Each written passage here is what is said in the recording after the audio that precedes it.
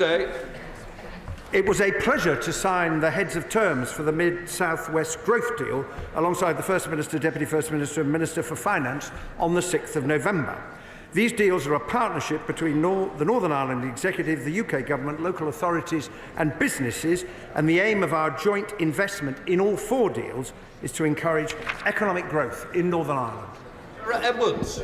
Thank you, Mr. Speaker. As a member of the Business and Trade Select Committee, I am pleased to see that Belfast has seen a successful economic redevelopment, partly driven by embracing its heritage, which will now be further supported by the Belfast Region City Growth Deal. Does the Minister agree with me that we must continue to support heritage as a regenerative tool in Northern Ireland and the wider UK with deals like this? Well, I do indeed agree with my honourable friend. These deals are all about partnerships and places, including their heritage, and all of those are an integral part of the approach. And in Belfast, the City deal is roaring ahead with things like the Advanced Manufacturing Centre and considerable investment in digital. Claire Hannah. Thank you very much. I appreciate the government's focus on growth and especially greenlighting the City and Growth deals and their transformative impact on our often overlooked economy and infrastructure. The forthcoming Windsor Framework Review presents an opportunity to look not just at East-West trade, which is very important, but other overlooked issues to allow us to realise the growth potential of our unique trading arrangements. Will the Minister consider an ambitious terms of reference for that review that allows us to maximise growth and innovation by exploring issues like dual market access and North-South cooperation? As set out in law, whether there is an independent review depends on the outcome of the consent vote that will take place in the Northern Ireland Assembly. If the government would be under a legal obligation to commission a review if it's not passed with cross-community consent. I would expect the review to focus on Articles 5 to 10 of the Windsor Framework, but it would be for the reviewer to consider how they conduct the review themselves. Gavin Robbins. Much, Mr. Speaker, and can I associate myself with the remarks from the Minister of State around Ken Reid? He was a colossus of Northern Ireland politics and journalism more broadly and across the country, so thank you for those comments. The Secretary of State will know that getting the City and Growth deals back on track was good, following the disappointment of the pause that followed the incoming government. He will also know that there was a commitment in the spring budget for support for a skills and education centre at Crusaders Football Club for £2.2 million. That remains paused. I think the Minister of State has taken an interest in this project, and I'd be very keen that the Secretary of State would confirm he will raise it with the Deputy Prime Minister. Well, I'm aware of the pause that affects the particular project to which the Right Honourable Gentleman refers. Consideration will then have to be given as to how that may or may not be taken forward, but I note his interest and I will follow developments carefully. Gavin Robbins. Grateful, Mr. Speaker, to the Secretary of State for that.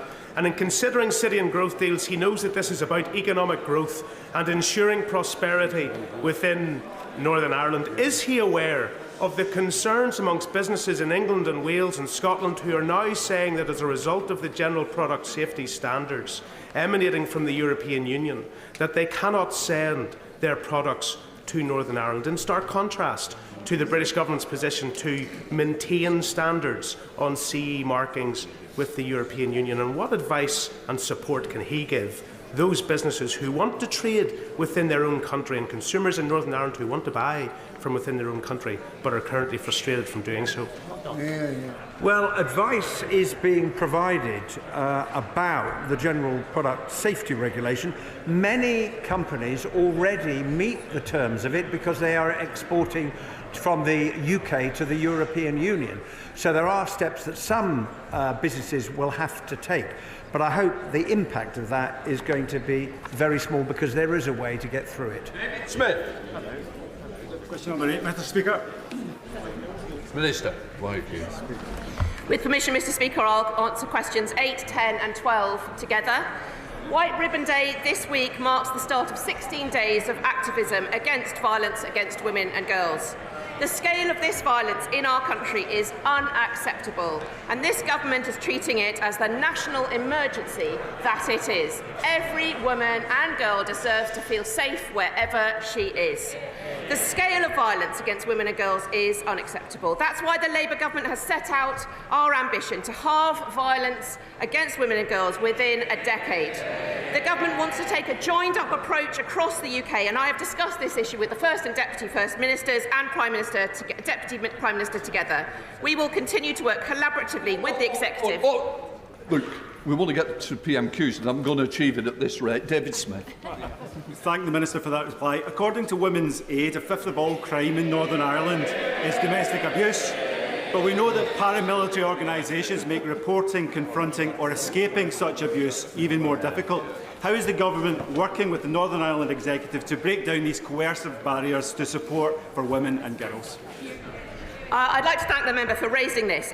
Alongside the alarming femicide statistics, there are additional factors that add to the complexity of gender-based violence in Northern Ireland, which are very important to recognise and take action to present. Paramilitarism is one of those. We need to tackle the grip of paramilitaries to end this abuse. Mr. Strather.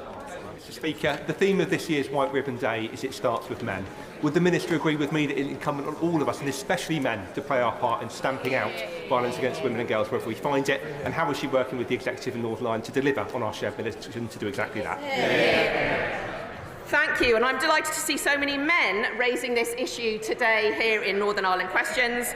Absolutely, we all have a role to play. Yesterday I met with Tani McCorry from White Ribbon, Northern Ireland, who's working with men in football teams, GAA teams and in prisons. We all have a role to play to have those difficult conversations to really change our society. Chris Bloor.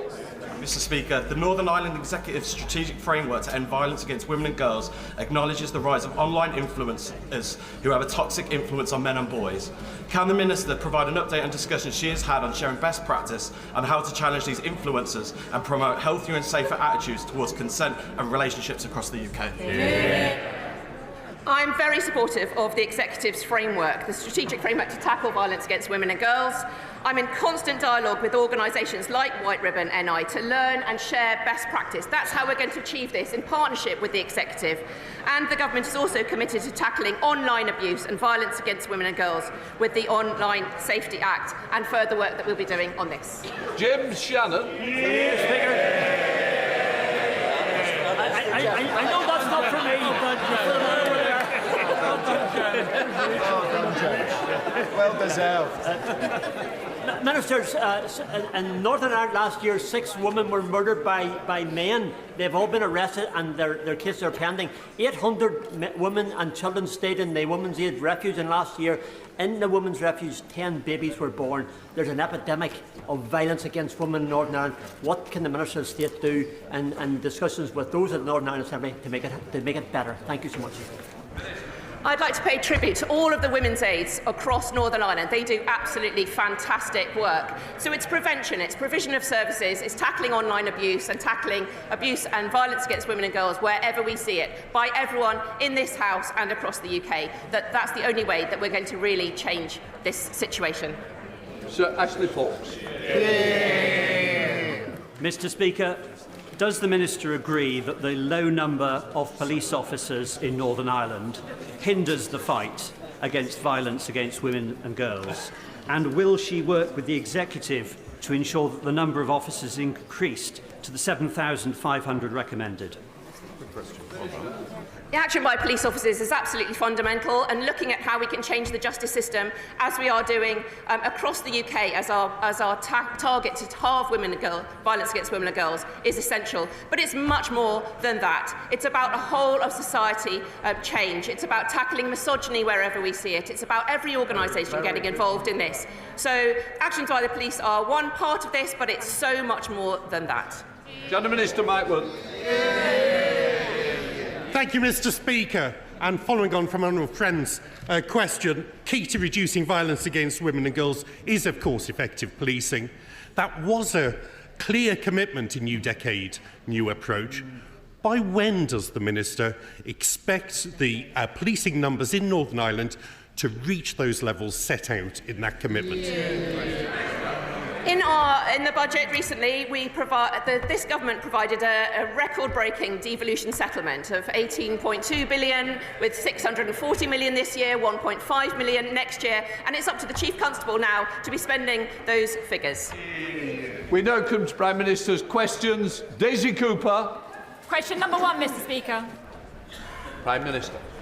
Thank you, Mr. Speaker. I know the sympathies of everyone in this House will be with those affected by the devastating flooding that we've seen recently.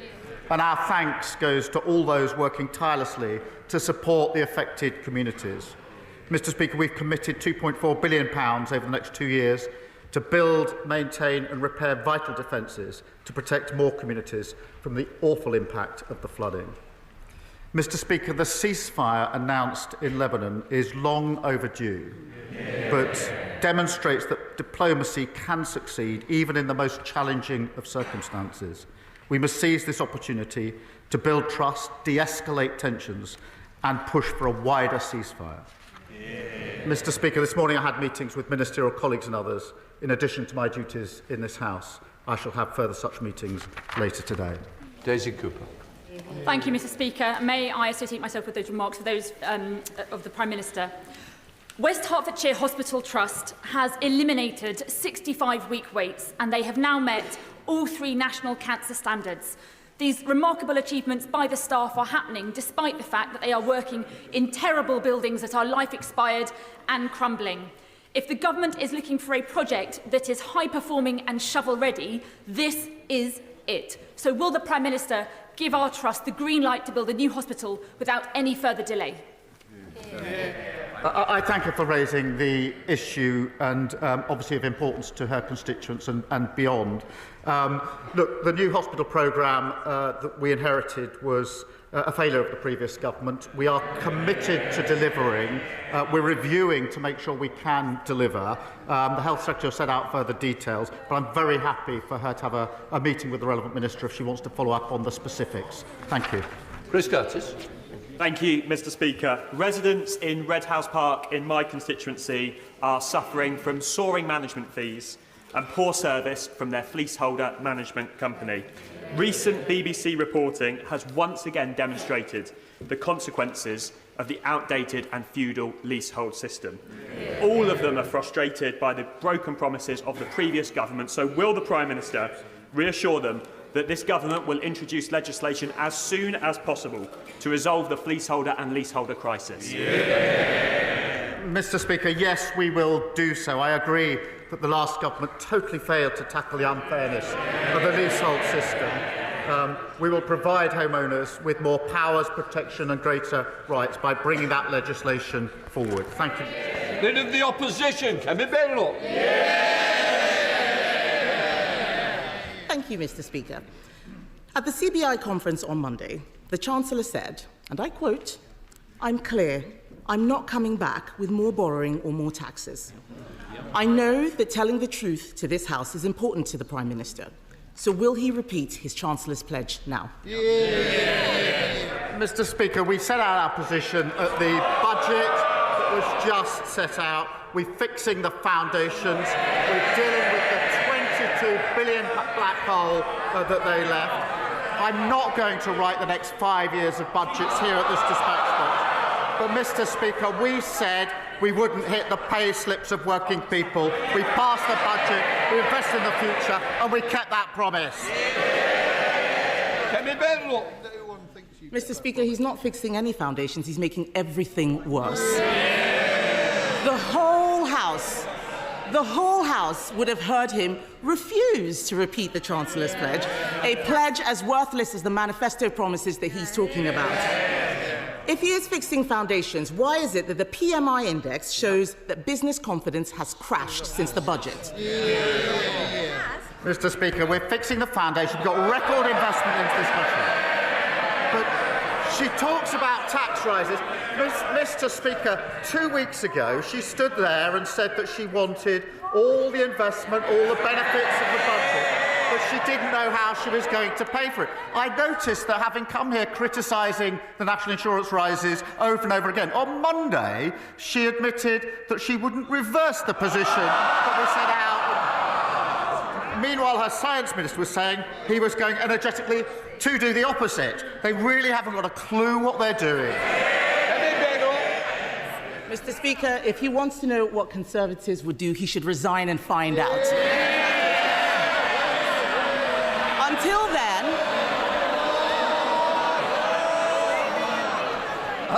I'll decide when there's more.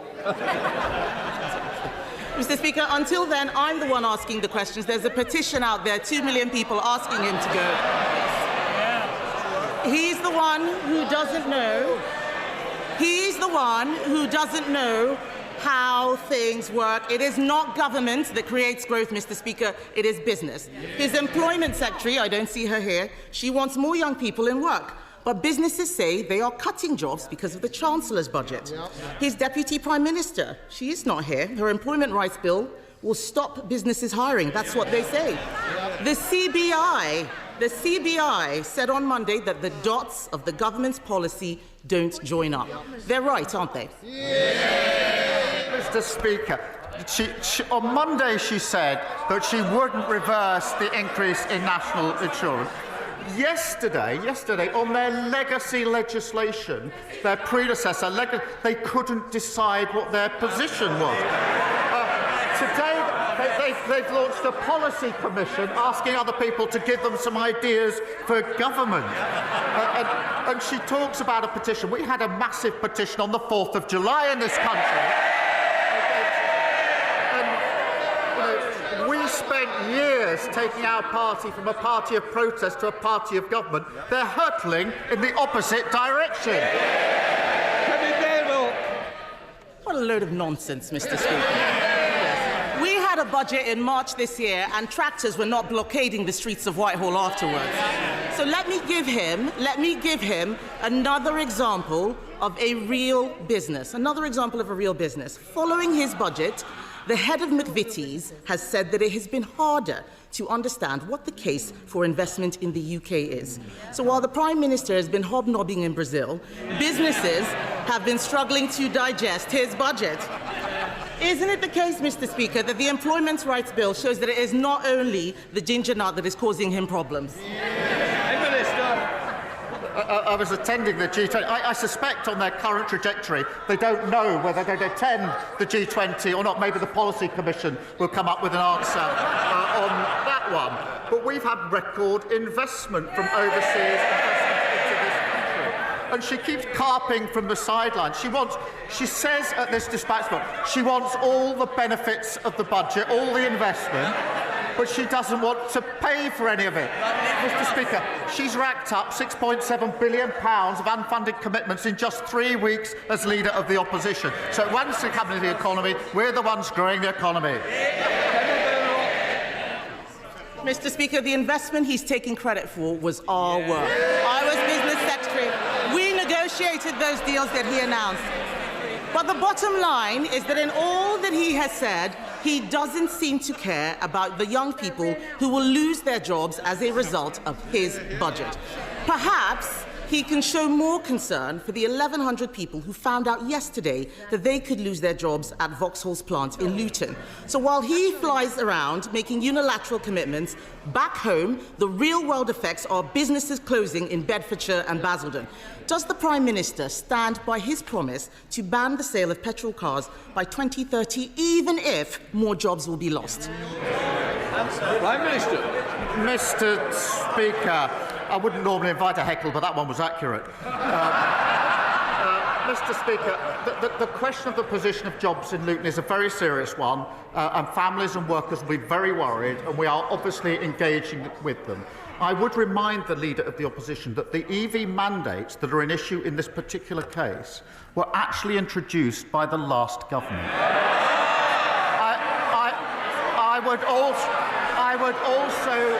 I would also remind her that she was the business secretary that introduced them. We're getting on with supporting those communities. She's shouting from the sidelines. Kemi Badenoch. Mr. Speaker, he clearly didn't read his briefing about the EV mandate. The fact is, we changed the date and made it easier for people. Everything he has done is attack people. The budget was an attack on farmers, an attack on workers, an attack on pensioners, an attack on the young, and an attack on thousands of charities and businesses across the country. The whole system is broken, Mr. Speaker, and he is making things worse. He is making things worse. Affected. Mr. Speaker, he is making things worse. Everyone is unhappy. Isn't it a good thing that the Chancellor is an expert at customer complaints? Mr. Speaker, I think she's just read out the charge sheet against the last government. Everything is broken. And they come here every week with absolutely nothing to offer except complaints. Nothing constructive, no new ideas. They don't know what they're doing from one day to the next. Living in this fantasy world that everything was fine, apparently, for 14 years. Well, the country's fed up with those fantasies. They've got rid of those fantasies. We're going to take the hard decisions. They're jumping on every bandwagon that's passing. We're taking the country forward. Imran Hussain. Thank you, Mr. Speaker. As we enter the last week of Islamophobia Awareness Month, the Prime Minister will know that this year has been an extraordinarily difficult for British Muslims on the receiving end of society's most deplorable attitudes, considered easy prey for the far right and scapegoated by politicians endorsing institutional Islamophobia. And the reality is this emboldening and normalisation of Islamophobia, as highlighted in a number of reports, led to the race riots we saw on the streets of Britain this summer, where mosques and those who are visibly Muslim were subject to despicable attacks, with many left fearing for their lives. So will the Prime Minister condemn those in public office and positions of power who actively promote Islamophobia? Will he commit to adopting a definition today? And will he further outline what concrete steps the government is taking to rip out Islamophobia at its roots, including in this place? Mr. Speaker, he's right to raise Islamophobia, and there's been a concerning rise in Islamophobia and anti-Semitism over recent months, and we are committed to tackling all forms of hatred, and we will work with others on an ongoing basis to make sure that we do. Thank you. Leader of the Liberal Democrats, Red Davey. Thank you, Mr. Speaker. Can I associate myself with the Prime Minister's remarks about the terrible impact of Storm Bert with all the flooding? Our thoughts are with all those affected, with thanks to our amazing emergency services. Mr. Speaker, Christine's father was told that he needed end-of-life care, but after a few days it was removed due to funding cuts. He was told that he wouldn't get it, and he died a few weeks later in excruciating pain. Christine said it was terrible to watch him suffer. Does the Prime Minister agree that whatever the House decides on Friday, it is urgent to improve access to high-quality end-of-life care? And will he make that a key focus of the 10-year NHS plan? And will he commit now to protect hospices from the national insurance rise? I thank you for raising that case, and I think the thoughts of the whole House with the family involved. And, Mr. Speaker, obviously there's a very important vote on Friday, but whichever way that vote goes, we must invest properly in care across our health service, and that's why, in addition to putting the NHS back on its feet, we're putting forward a 10-year plan to make sure the NHS can give the care that everybody would expect across the spectrum, including end-of-life care. So, Ed David.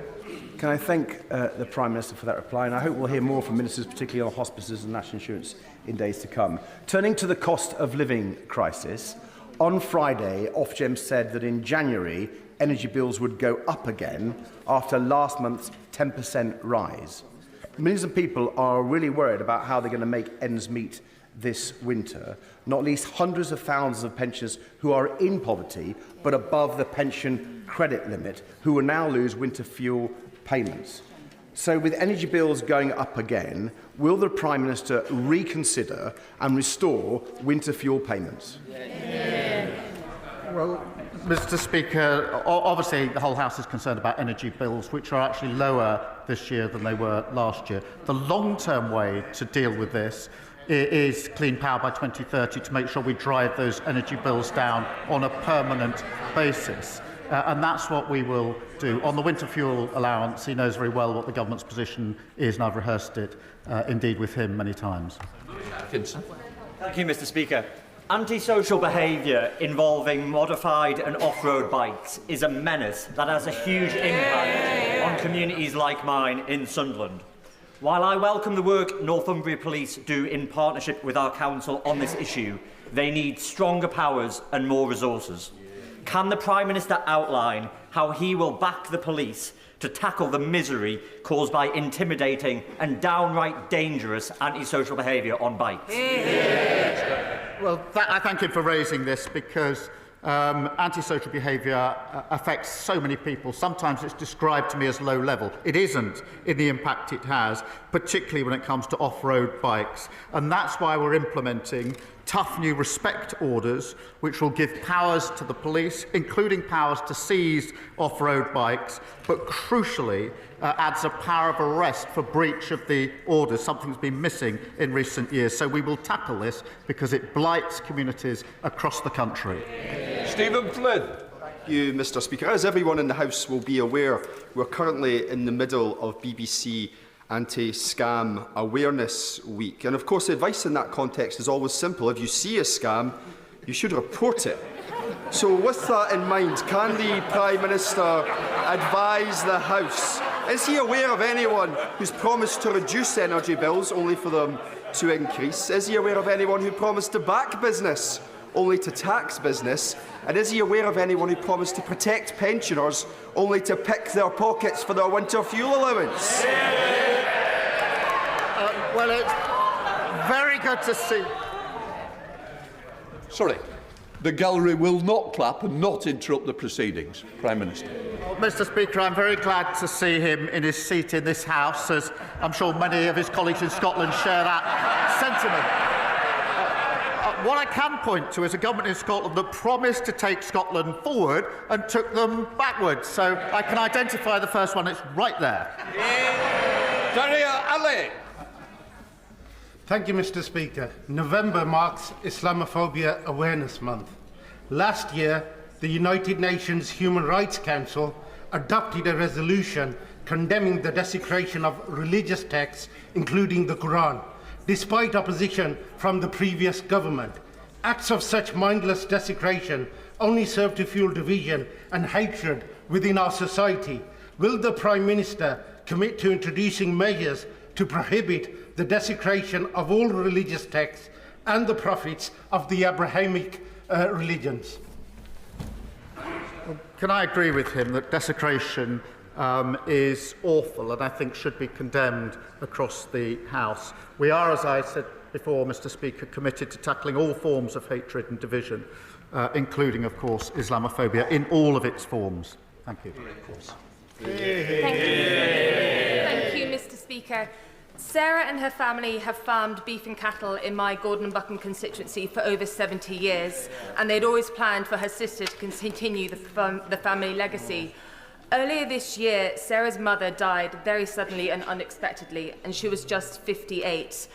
Sarah said to me that despite already having a tragic year, it was made even worse after the budget, saying that changes to agricultural property relief has hit us hard when we're already struggling with bereavement and trying to cope with losing mum.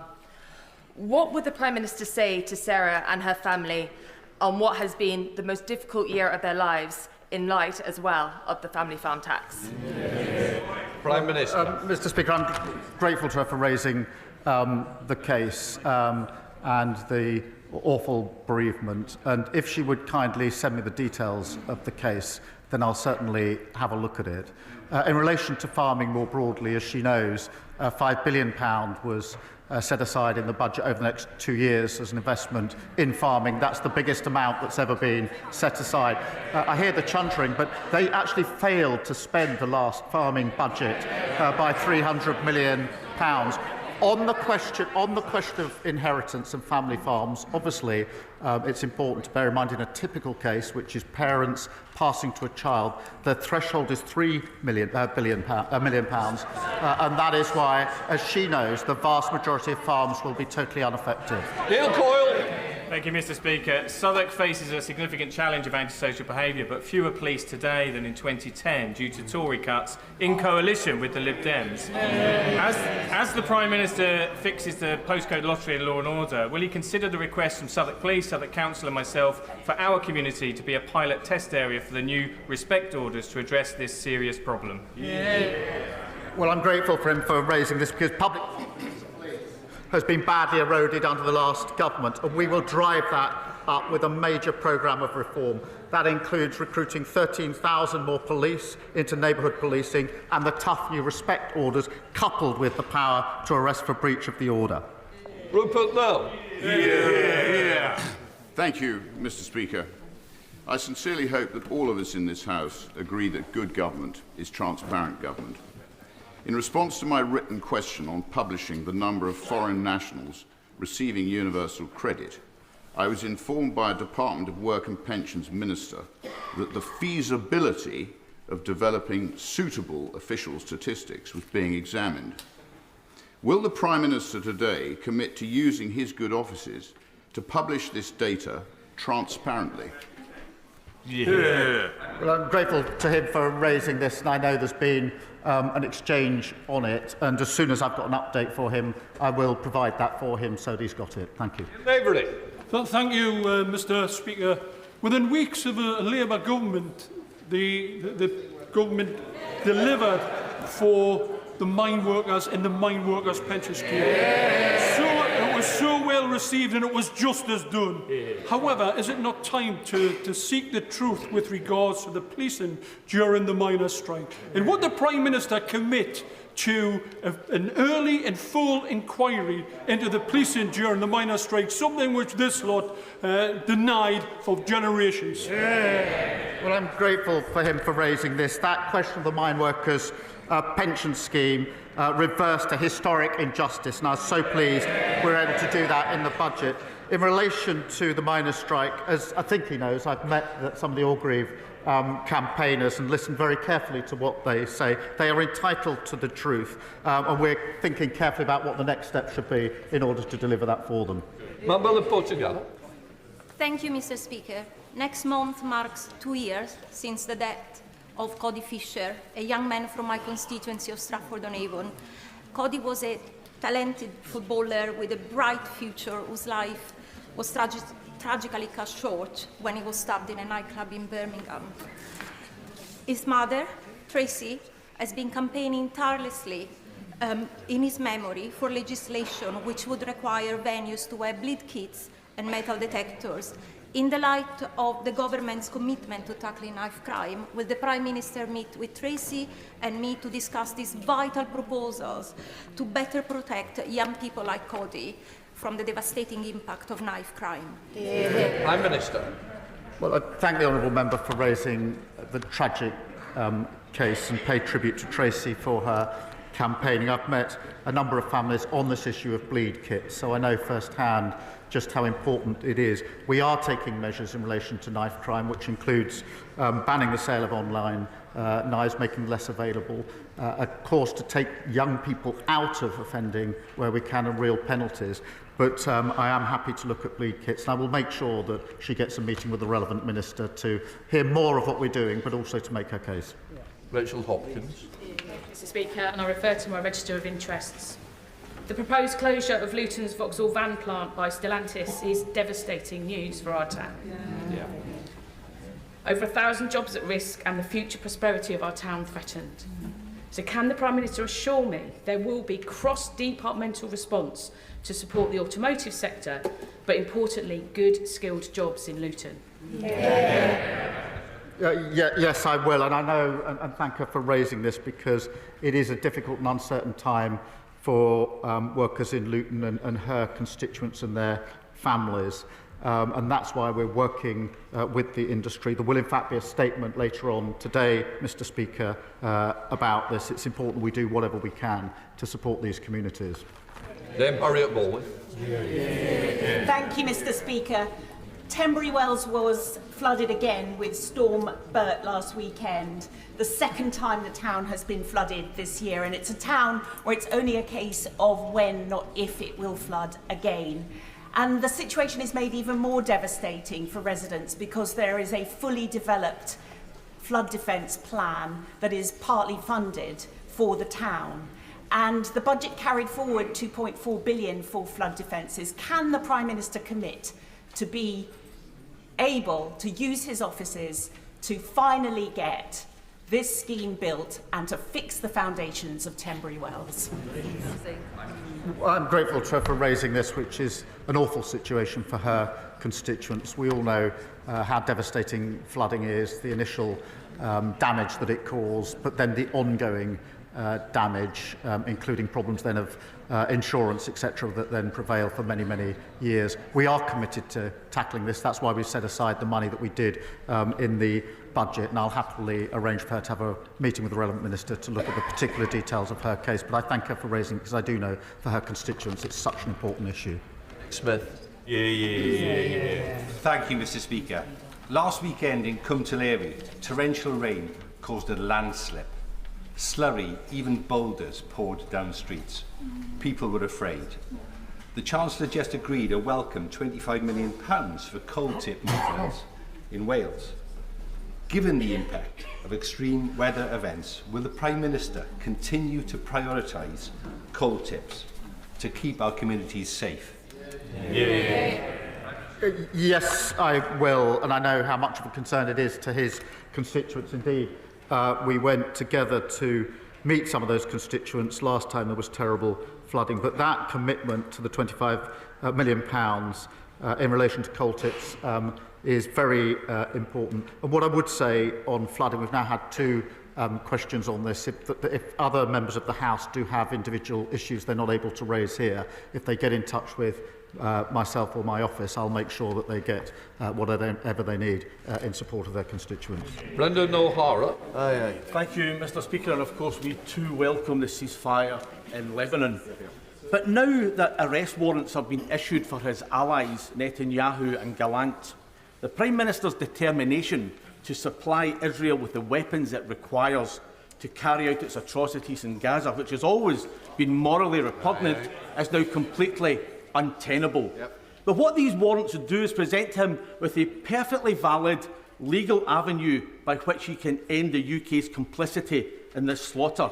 So will he do that, or will the Prime Minister continue to choose to licence F-35 components to a regime which is now led by a man wanted for war crimes and crimes against humanity? We've set out our position under the current law, as he well knows. I've set out my position very, very clearly in relation to the sale of capability to Israel to defend itself against attacks such as those from Iran. And I'm very clear that we'll continue to do so. Catherine Atkinson. Thank you, Mr. Speaker. Derby City Centre is turning the page on 14 years of Conservative decline, with a new performance venue, a new business school, and restored market hall. But across the country, we see too many empty shops and quiet high streets. This budget is putting more money into the pockets of working people to spend supporting local businesses. Will the Prime Minister commit, contrary to Conservative scaremongering, to support and protect small businesses that are the beating heart of our high streets? They can chunter all they like. She's describing their legacy. She's describing their legacy. We are turning that around. We're supporting small businesses. We're supporting the high street. We're rebuilding our country as they go backwards. David Reid. Thank you, Mr. Speaker. My constituents in Exmouth and Exeter East and our neighbours across the south west are understandably concerned about the rail disruption and potential economic damage that the HS2 construction at Old Oak Common will cause to our region for at least the next 7 years. So will the Prime Minister please commit to producing a full mitigation plan as soon as possible to address these issues and to ensure that the South West does not lose out? Prime Minister. I'm grateful to him for raising the issue, which is of real importance to his constituents, and we have committed £30 million to mitigate the impact of the construction at Old Oak Common. Local services will be unaffected, and current plans will see services run between Exeter and London Euston. But I'm very happy again to arrange a meeting with the relevant minister if he wants that, in order to follow up on the particular concern of his constituents. Thank you, Mr. Speaker. After 14 years of the Tories, our criminal justice system is on its knees, leaving just 4.4 of domestic assault cases recorded by the police, resulting in a conviction. With Monday just gone being the International Day of the Elimination of Violence Against Women, can the Prime Minister tell us what he's going to do to ensure the criminal justice system works for women and girls in North West Leicestershire and beyond? Well, she's right to say the criminal justice system was broken by the last government, like everything else that they touched in the 14 years. Mr. Speaker, we take this extremely seriously. We've made a commitment to halving violence against women and girls. We're taking a number of measures in relation to that, piloting, for example, domestic abuse protection orders, and making it clear we will introduce a standalone offence of spiking. These are some of the measures which, frankly, we ought to be able to work across the House on, because the issue is of such importance. Matt Weston. Thank you, Mr. Speaker. Ukraine faces a hell of a battle on its eastern front with Russia, but on the home front, the challenge is just as great. Just facing a harsh winter, just last week it was reported that 80% of its energy infrastructure is either damaged or destroyed. They desperately need power generators and associated equipment. So will the Prime Minister agree to meet with me to discuss the provision of energy aid to this important ally, Ukraine? Prime Minister. Mr. Speaker, we have provided support. This is a very serious issue, £370 million of support to the energy sector in Ukraine, which is being targeted by the Russian strikes. I will ensure that he gets a meeting with the relevant minister, and I'm pleased that on this issue there is unity across the House in our defence of Ukraine in the face of Russia's aggression. Thank you, Mr. Speaker. After years of neglect under the previous Conservative government, GP surgeries and across North East Hampshire, they are preparing now for huge bills to pay increased employer national insurance contributions. Heart Health Partnership in Fleet estimates this will cost them 3 nursing salaries and have already reduced staff hours by 50 per week, with more cuts in January. Can the Prime Minister please tell GPs in my constituency which patient services they should cut in order to pay the bills?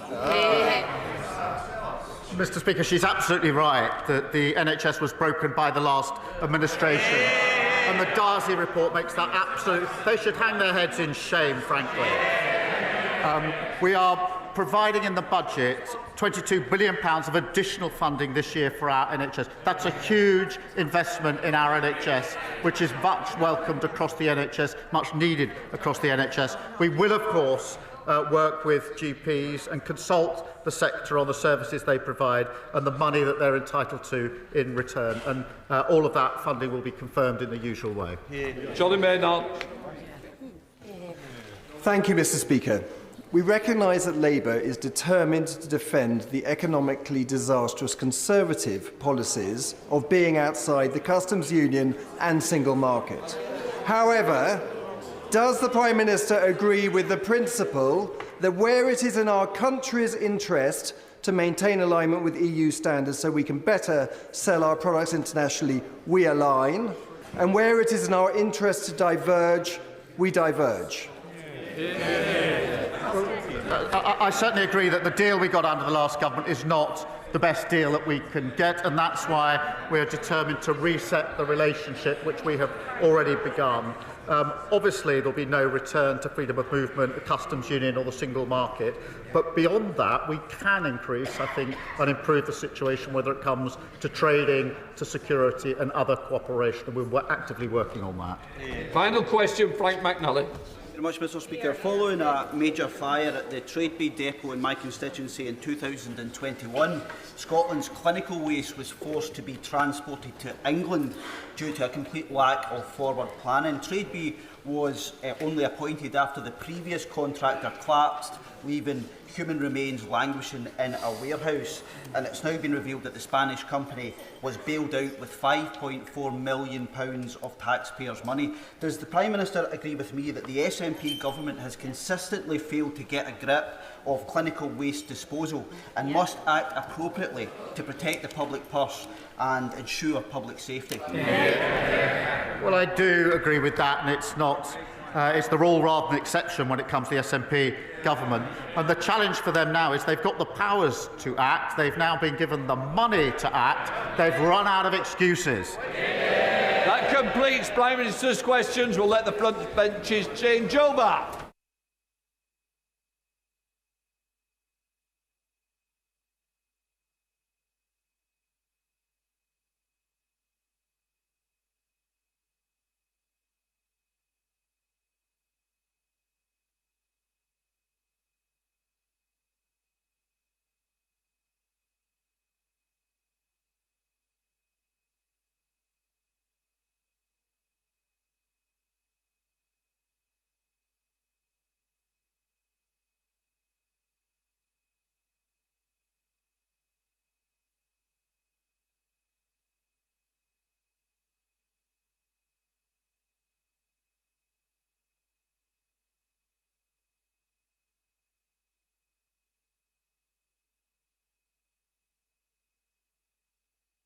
Right, we now come to the statement.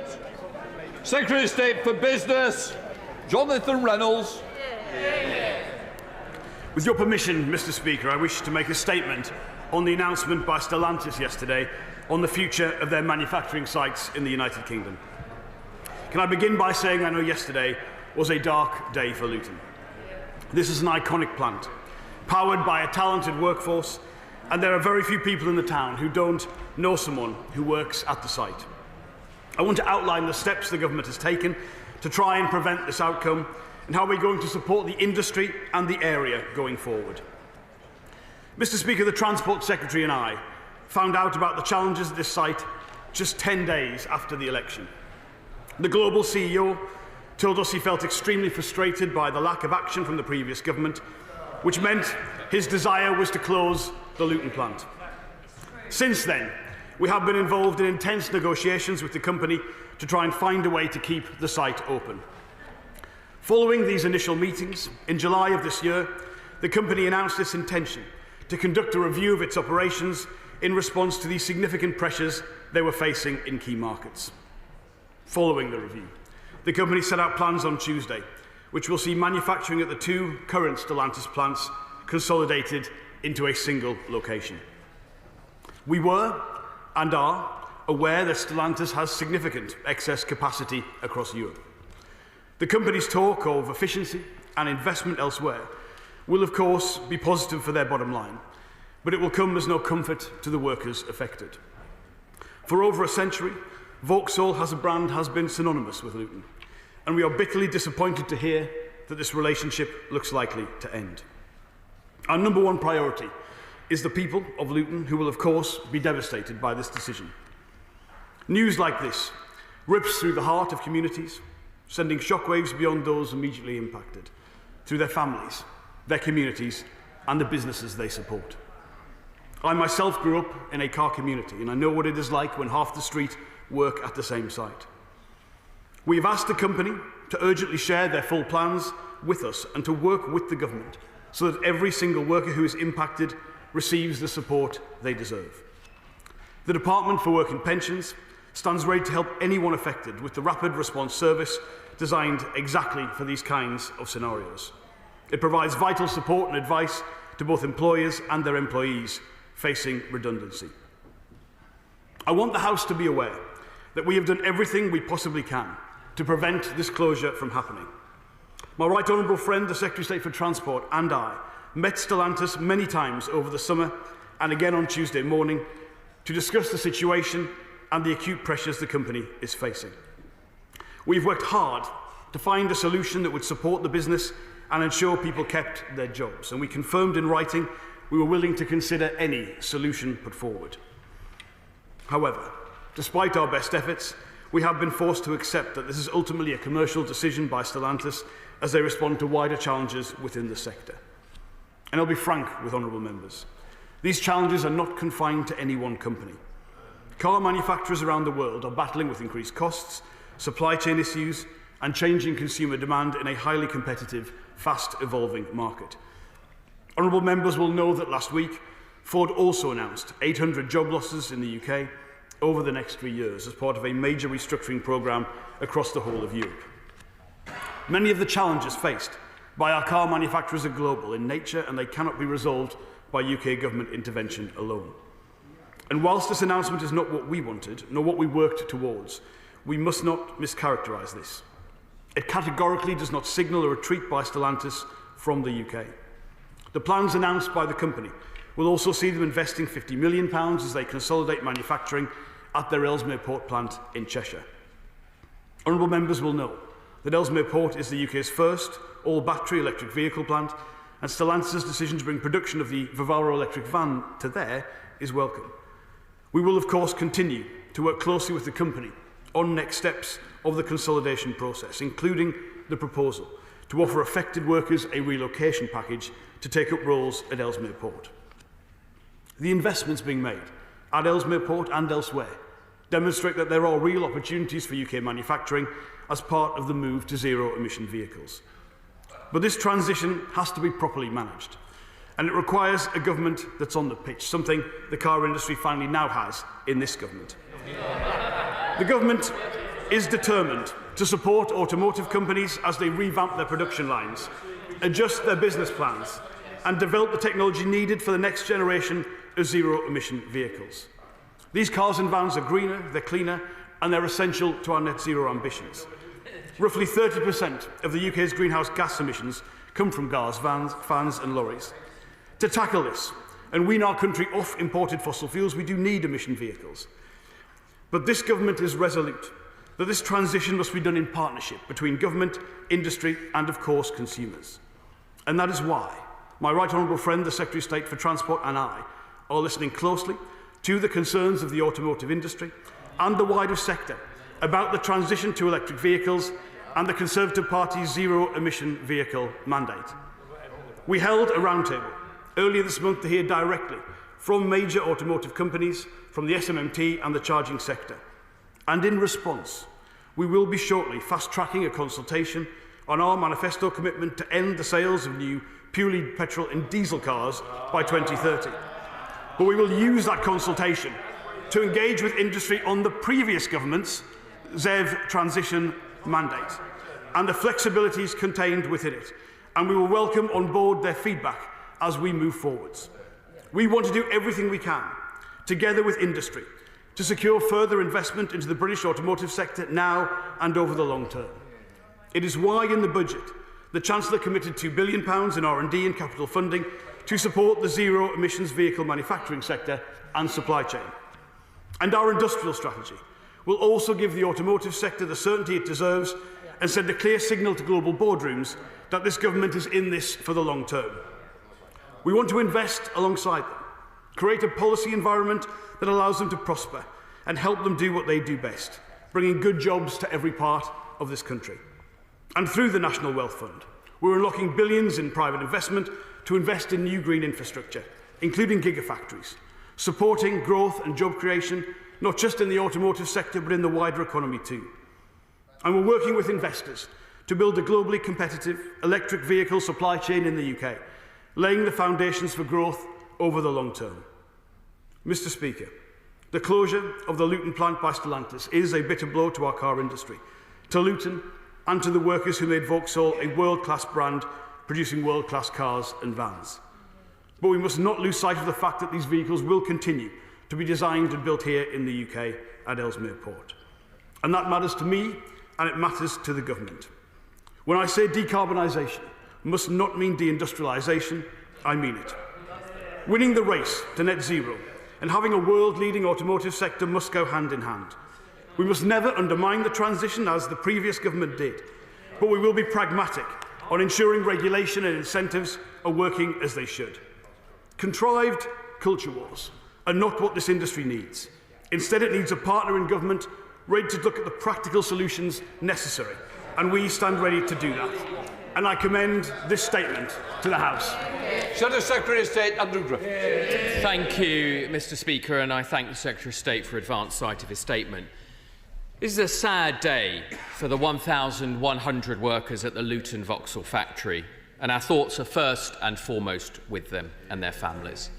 They are the most recent custodians in a long history that goes back to 1905, when their factory opened the doors for the first time. Luton-built white vans are icons of British business, representing to many the hard graft and skill of millions of traders, the self-employed and small businesses across this country. Mr. Speaker, we on these benches stand by these hard-working people. We're on the side of the plant's workers because we know the value of skilled work and the transformative power of British business. The closure of the Luton plant, I fear, is just a down payment on jobs that will be lost under this government's relentless attacks on industry, its neglect of the realities of business, and its failure to meet its promise not to raise taxes. The government owes it to the plant's workers to at least be honest. This decision is the direct result of a government policy that is simply unworkable for industry.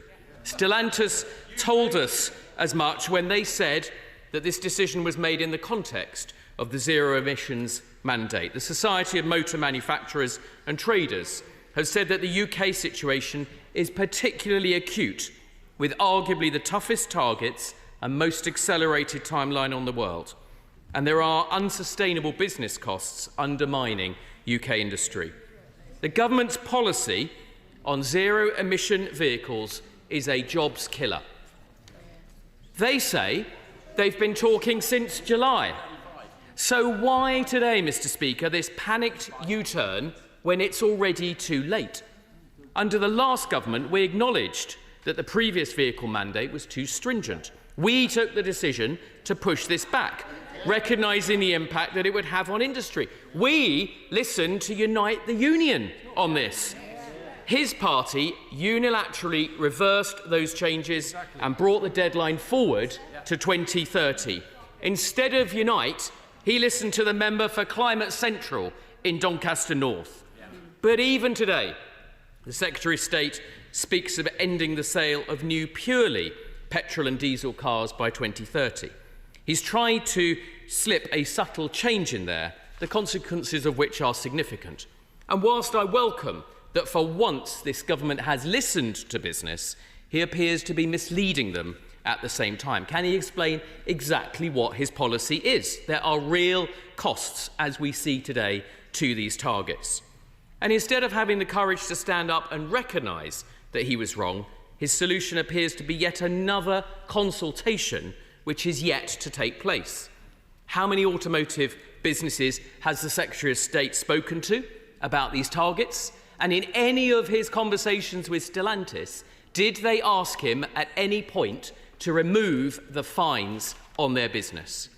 Has he met with the Right Honourable Member for Doncaster to entreat him to row back from his ideological pursuit of domestic targets, ignoring the fact that they are exporting jobs, exporting British jobs, Mr. Speaker, to more carbon-intense economies? But most of all, we mustn't ignore the elephant in the room about the timing of this decision. This follows a budget that has declared war on business, a triple whammy of tax rises that removes incentives for growth and investment, a 25 billion jobs tax which has left boardrooms across the country putting recruitment and pay rises on hold, and alongside an employment rights bill written hand in hand with his union paymasters that's already deterring businesses from hiring in Britain. Businesses are ringing the alarm bells. The CBI, the British Retail Consortium, UK Hospitality and the Society of Motor Manufacturers have all said the pressures on business are too much to swallow. Open letter after open letter, statement after statement, Labour are not on their side. They lied about their plans. They're attacking working people, and now they're attacking the vans they go to work in. The businessmen and women who gave Labour the benefit of the doubt are regretting it. When will the Secretary of State listen? When will his government abandon its attack on British business? Will he lead the charge to change course? And why won't he suspend the fines and targets which have led to today's tragedy? Secretary of State. Mr. Speaker, that is the single most dishonest statement I've ever heard in the time in this House. I'm sure the honourable gentleman will be withdrawing that comment. Mr. Speaker, I'd like to clarify some of the points the honourable gentleman raised on the other bench. The ZEV mandate policy is a...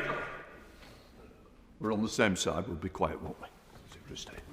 ZEV mandate policy, the Shadow Minister mentioned, is a policy of the previous government, of which he is aware.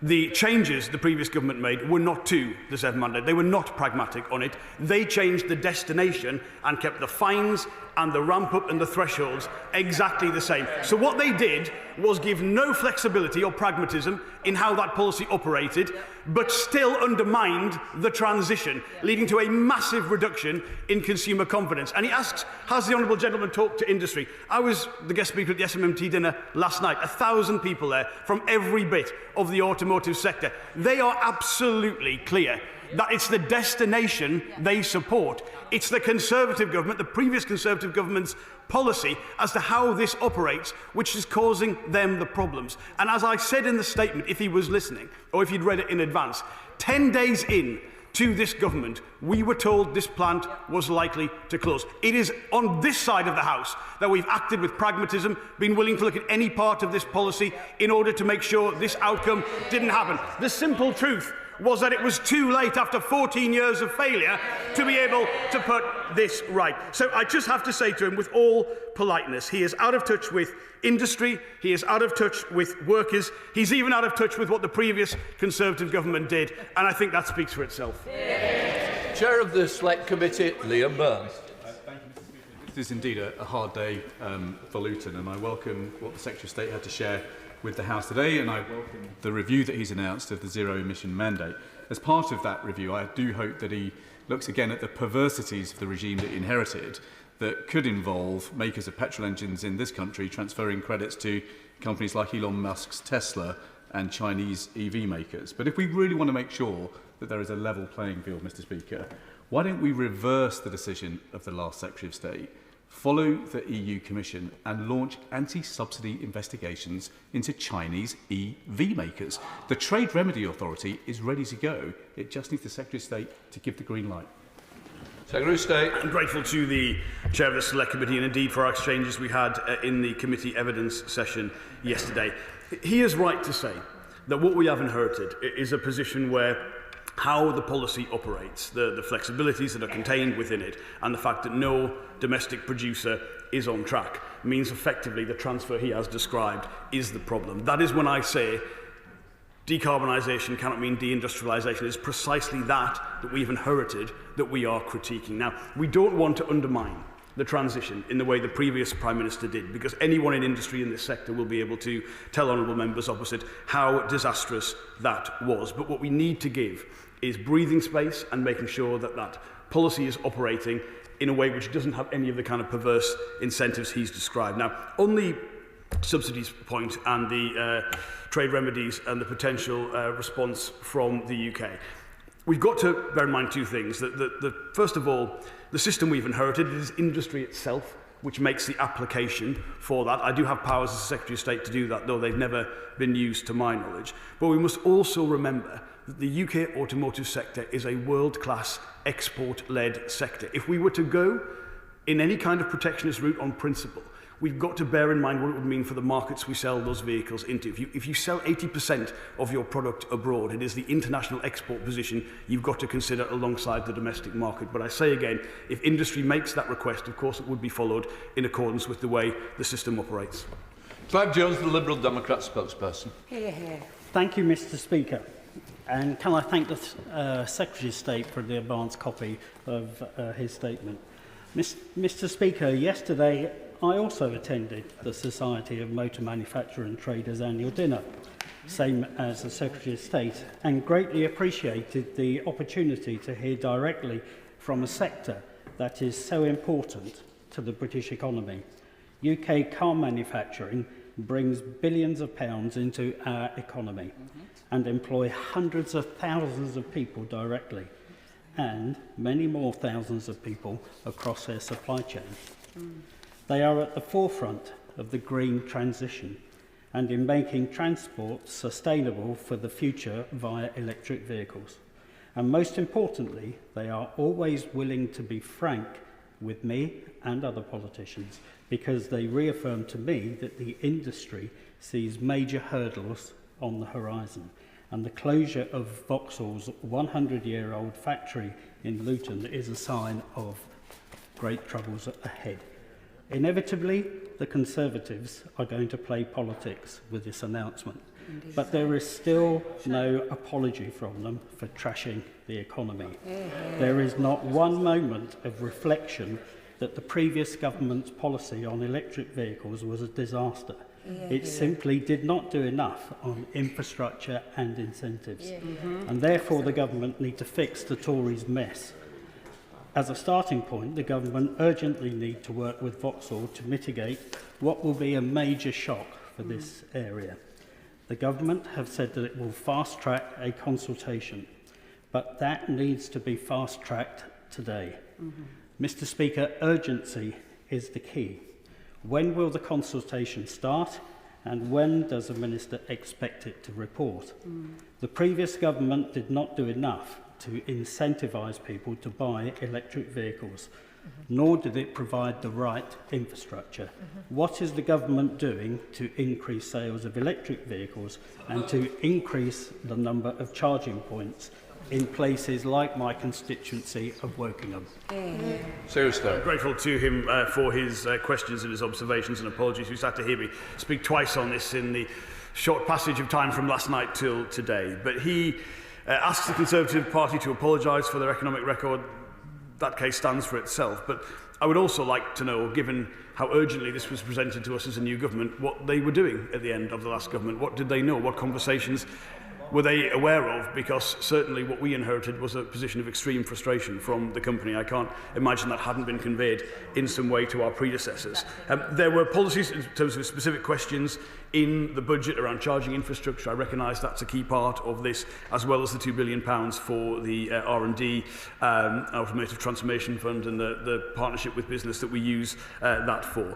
He asks on the consultation, obviously that will come from the Department of Transport. Shadow Secretary of State asked about why that's a consultation. Well, the previous government set these policies in primary legislation, so he knows there are processes to follow in order to do that. Any conversation about the thresholds and the existing policy, that is for my honourable friend, the Secretary of State for Transport. But I go back to this point about how the system works, the flexibilities, the allowances, how we can make sure that we are giving automotive manufacturers in the UK a system that lets them get to the transition they want and the consumer wants, but does it in a way which works with industry to enable that transition to happen for the benefit of the United Kingdom. Rachel Hopkins. I'm grateful again, Mr. Speaker, and I refer to my register of interest as a trade union member and also someone with friends who have heard that they've lost their jobs. Closing the Luton site will damage our local economy with 600 jobs at risk, more in the supply chain, and workers and families receiving this devastating news just before Christmas. I welcome the comments from the Secretary of State saying decarbonisation must not mean deindustrialisation and the decimation of good, skilled jobs. Will his announcement today move the dial in discussions with Stellantis to help protect the Luton site? And I welcome his tone of taking this seriously compared to members opposite. So will he join me in visiting workers and their trade union representatives at the Luton site to listen to their concerns? Secretary of State. Extremely grateful to my honourable friend for her question, and I believe everyone in the House who cares about the automotive sector and working people in this country will share the sentiments that she has put forward about the scale of what this will mean for Luton. I can absolutely promise her, yes, I'll take up her invitation to come with her to the site. I can also promise her the full deployment of my department and indeed all of my colleagues across government to whatever help is required. We are in conversations with Stellantis, as the union are, I believe, about the details of the package that will be presented to the workforce, but of course I'll engage closely with her and her honourable friend for the other side of Luton in order to make sure that it's to the maximum benefit of her constituents in the wider area. Blake Stevenson.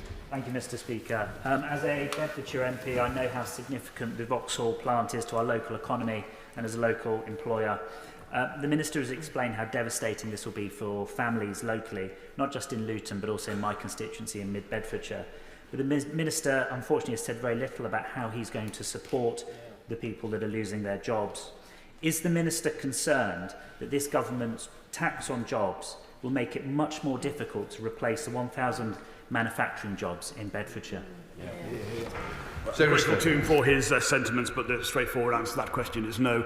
This is a skilled and talented workforce. They haven't lost their jobs because of any deficiencies on their part. They have been in a position where the combination of the overcapacity in Europe, I mean, I'll be frank, I believe from the minute we came to office, I think this closure was already what the company intended and has nothing to do whatsoever with government policy. I recognise the pressures on the existing policy we've inherited, hence the pragmatism on our part as a government to make sure that's working for the transition. But I have absolutely no doubt whether these workers choose to take advantage of the relocation offer or are in demand elsewhere. They're brilliant, talented people who will be in demand.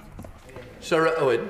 Mr. Speaker, may I refer members to my register of interests. Before I start, I want to put on record that the 1,100 people that will be losing their jobs in Luton today deserved much better than the response from the Conservative front bench.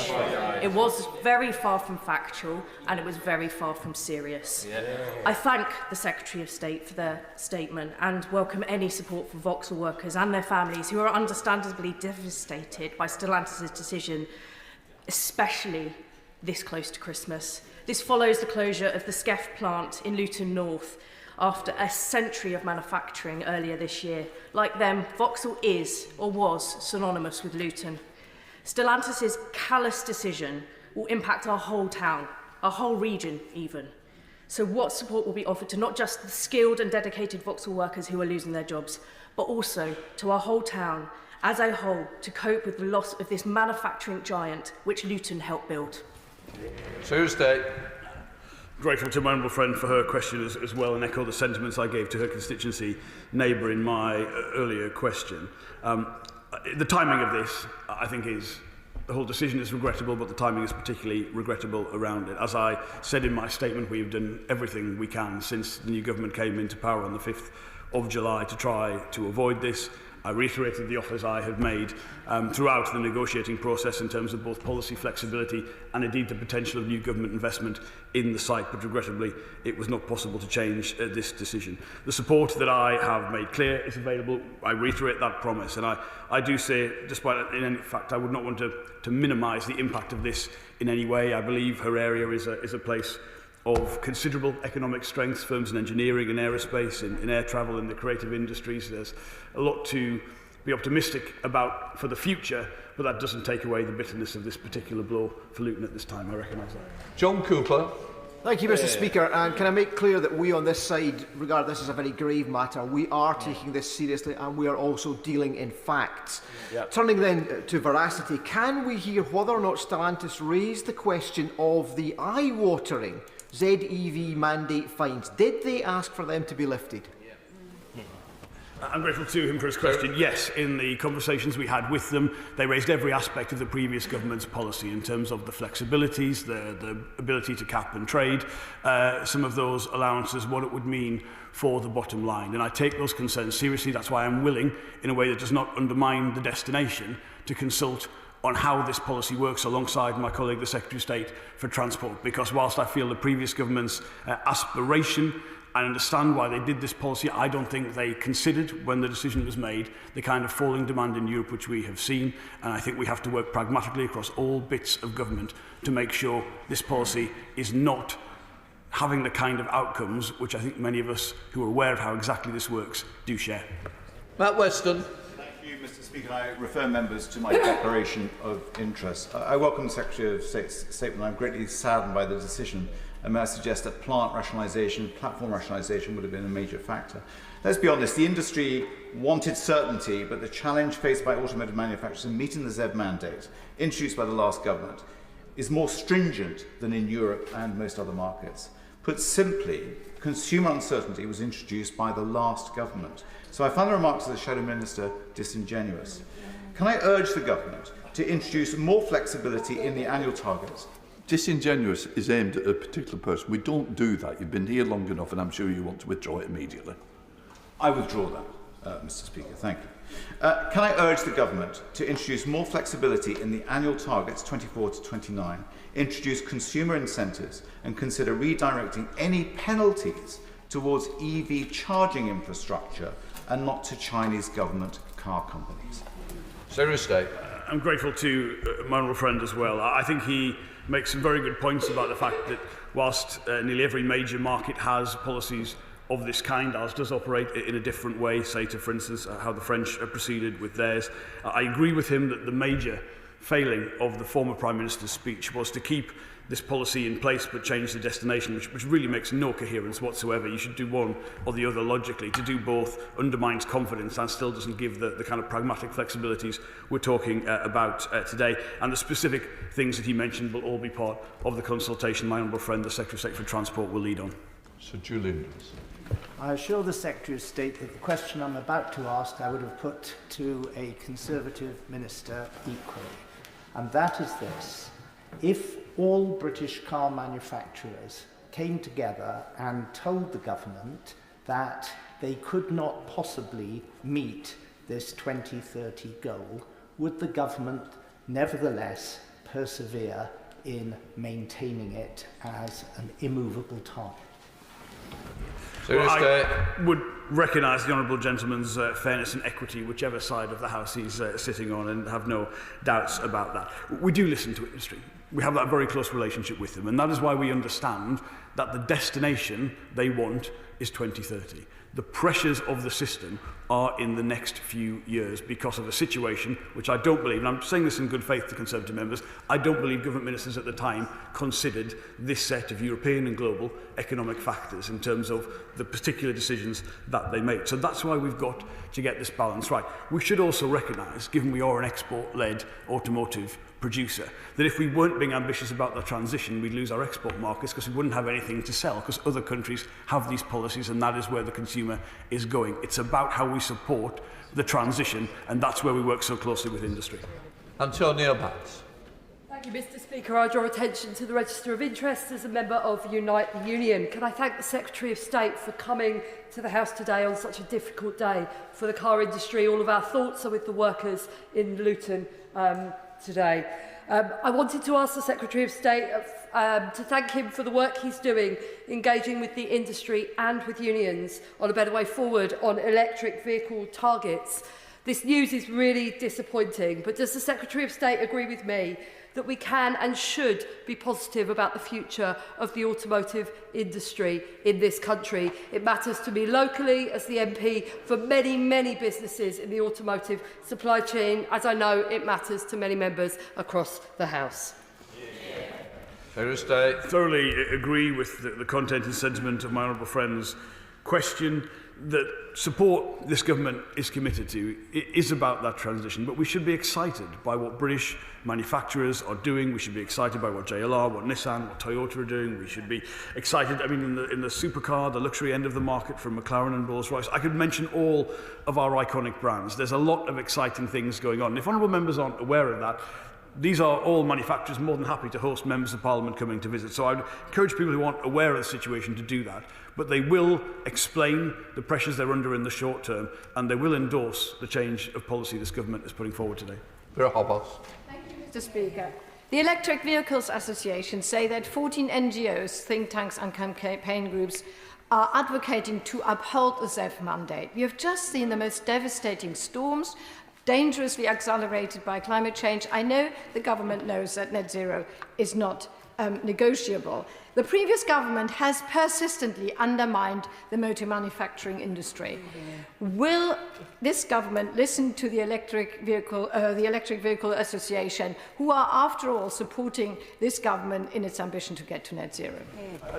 Mr. Speaker, I genuinely appreciate the question from the other perspective, if you like, to this, because it's not just NGOs, there's a big business element that we've been in close contact with about charging infrastructure, and I understand that. And I just want to make clear, that is why we are not undermining the transition. That's why we are ambitious with industry for where we get to. Nothing we are going to propose as a government will itself reduce or limit the deployment of electric vehicles. What I'm talking about, what we are talking about as a government, is looking at how the flexibilities, for instance, in the system operate. So we are doing everything we can alongside industry to get to that destination. So I want nothing to do with the approach from the previous government, which did have a really detrimental effect on the industry, and they will tell any honourable member that very clearly. But I'm listening to what it means to have this, frankly, change in economic circumstances in terms of demand, private demand for electric vehicles, and want to work with industry to get to the place of the destination I think we both strongly support. Bill Estes. Thank you, Mr. Speaker. The previous government were warned, including multiple times in this chamber, about the damage they were doing to the car industry before the election.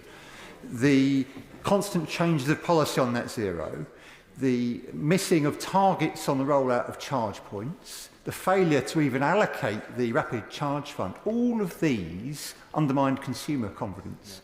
So can I ask my right honourable friend to make sure that after his review, and as soon as possible, he balances up the needs of manufacturers of cars and vans with the needs of consumers?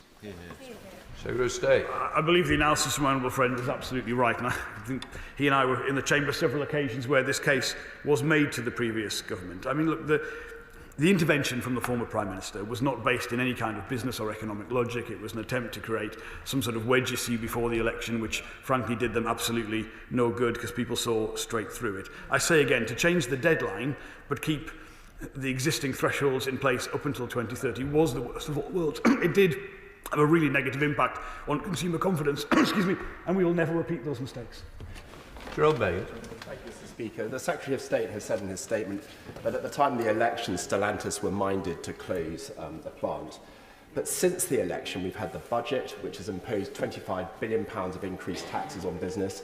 We've had the Employment Rights Bill, which is going to increase costs on business enormously as well. And both of those have directly led to a collapse in business confidence. So does the Secretary of State think those decisions help Stellantis to stay or go? I can tell them categorically they had no impact whatsoever. And I think the crucial point is, I mean, I hear honourable members from the Conservative Party say this. Do you have any idea about employment conditions in the automotive sector? They're well above the floor the Employment Rights Bill raises this to in the United Kingdom. I mean, get out and talk to industry and have these conversations, please. Look, I'll just be clear. On the wider point he makes on business confidence, I recognise that the absolutely outrageous inheritance this government walked in on, where Conservative members did not plan to even say how they would pay for the existing promises that they made. That created speculation about where that revenue would come from, and I regret the fact we've had to make difficult decisions. I wouldn't ideally want to have to make those decisions, but we are the people fixing the foundations and clearing up the mess the Conservative Party left behind, and there can be no long-term prosperity unless you have a serious government willing to do that. Thank you, Mr. Speaker, and I refer to the House to my register of interests. I'm sure the whole House will want to join me in paying tribute to my good friend and colleague, the MP for Luton South and South Bedfordshire, who is an absolute fierce champion for her constituents. Does the Secretary of State agree with me that the news yesterday only highlights further the urgent need for a UK industrial strategy and demonstrates the challenges that the UK industry faced under the last government without the strategy in place? Absolutely echo her sentiments in terms of our honourable friends and agree very much with her statement about a UK industrial strategy. There have been and are particular policies that have been particularly relevant to the automotive sector, but what we have lacked across a whole range of key sectors for a long time in the UK is confidence and certainty that those plans will remain. And people have talked in this statement about the actions of the previous Prime Minister in that intervention. That is exactly the opposite of what is required when it comes to long-term policy. So the advanced manufacturing sector is one of our 8 sectors in the industrial strategy. It is a sector of tremendous strengths in the United Kingdom, and our intention is to build on that, to grow that, to deliver even more success in future, and that's why it's such a fundamental part of our plans. Thank you, sir. I commiserate with the workers at Luton who will lose their jobs. If Vauxhall is synonymous with Luton, then Ford is synonymous with Essex. The Minister referred to 800 Ford job losses, including at their research centre at Dunton, where many of my Rayleigh and Wickford constituents work. On electric vehicles specifically, I'm a free trader by instinct, but what China is now doing in that area is way beyond normal competitive practice. They are dumping electric vehicles very cheaply on world markets, a point highlighted by the chairman of the Select Committee. So what specifically are the government intending to do about that to maintain fair competition and to give British companies, including Ford and Vauxhall, a fair chance to compete? Secretary of State. First of all, let me reiterate my words about his constituents and the situation at Ford. I would say if anyone, and I have faced this accusation before, thinks somehow the government is only listening to one part of industry or is responding to special pleading, I think the announcement from Ford, followed by what we have had this week from Stellantis, is proof that we do need to move, we do need to listen, we do need to look at some of the policies we've inherited and make sure they're working as they should. I reiterate my comments earlier on in the statement to the chair of the Select Committee. The Trade Remedies Authority and the system that we've inherited, we haven't changed. If Ford or any other company want to make that referral against unfair competitive practices, they can do that. That request has not come from any part of industry to date. And I would say, look, I wouldn't for a second describe the Chinese economy as one that operates on the kind of market principles we would be familiar with. But we've got to be aware that the fundamental threat from China comes from their commitment to research and development, to innovation, to high-tech solutions, and to being able to manufacture on scale. We are kidding ourselves if we think the threat is just somehow unfair competition. This is an economy that has an incredible level of ambition for the future, and that's why we've got to raise our game as well. Chris Edgley. Thank you, Mr. Speaker. Many of my constituents will be impacted by this deeply worrying announcement. So can the Secretary of State confirm what discussions he is having with trade unions on this specific subject and what plans he has to mitigate the job losses on residents in North East Hertfordshire? Again, I wish to place on record and recognise the situation facing his constituents and the support on offer for the government. He asked specifically about conversations with trade unions. Yes, I can confirm I had several conversations just yesterday with, for instance, the General Secretary of Unite, Sharon Graham, and making sure that what we're doing as a government and what is being negotiated on behalf of the union, the recognised union for the workforce, are consistent with each other. I do recognise that for many people in the local area, the offer of relocation will not be an attractive one. People have links, they have families, they have situations. That is on offer as part of the deal. But as the details of this emerge, I promise the House will keep members of Parliament updated and work very closely with them to ensure it's everything it can be. Richard Tash. Thank you, Mr. Speaker. Let's be honest, these job losses are a direct result of net zero, the previous government's EV targets, and what we are witnessing. Is the Secretary of State aware? Is he aware that car manufacturers across Europe are losing fortunes on EV production? They are trying to delay targets. And what we are witnessing is just the beginning of the slow, agonising, painful and tragic destruction of hundreds of thousands of direct and indirect jobs in the UK automotive industry. I can certainly agree that we should be honest, and what the honourable gentleman said there was simply not correct as his characterisation of the UK automotive sector. And all I would ask him to do is don't listen to the government or even the opposition. Go and speak to the industry yourself. Go and speak to the firms involved in this. Ask them about their investment plans. Find out why the honourable gentleman is so out of touch with industry sentiment. Many of the problems in some other European countries have come from a lack of ambition on transition, because fundamentally, if we're selling 80% of what we make in the UK to other markets, there is no long-term market for internal combustion engines. You've got to recognise that and remember. And again, don't take it from the government, take it from industry. But I'm afraid on this one, again, as we had on our exchange, I believe, on steel a few months ago, honourable gentleman's just out of touch with what consumers and business want. John Slinger. Thank you, Mr. Speaker.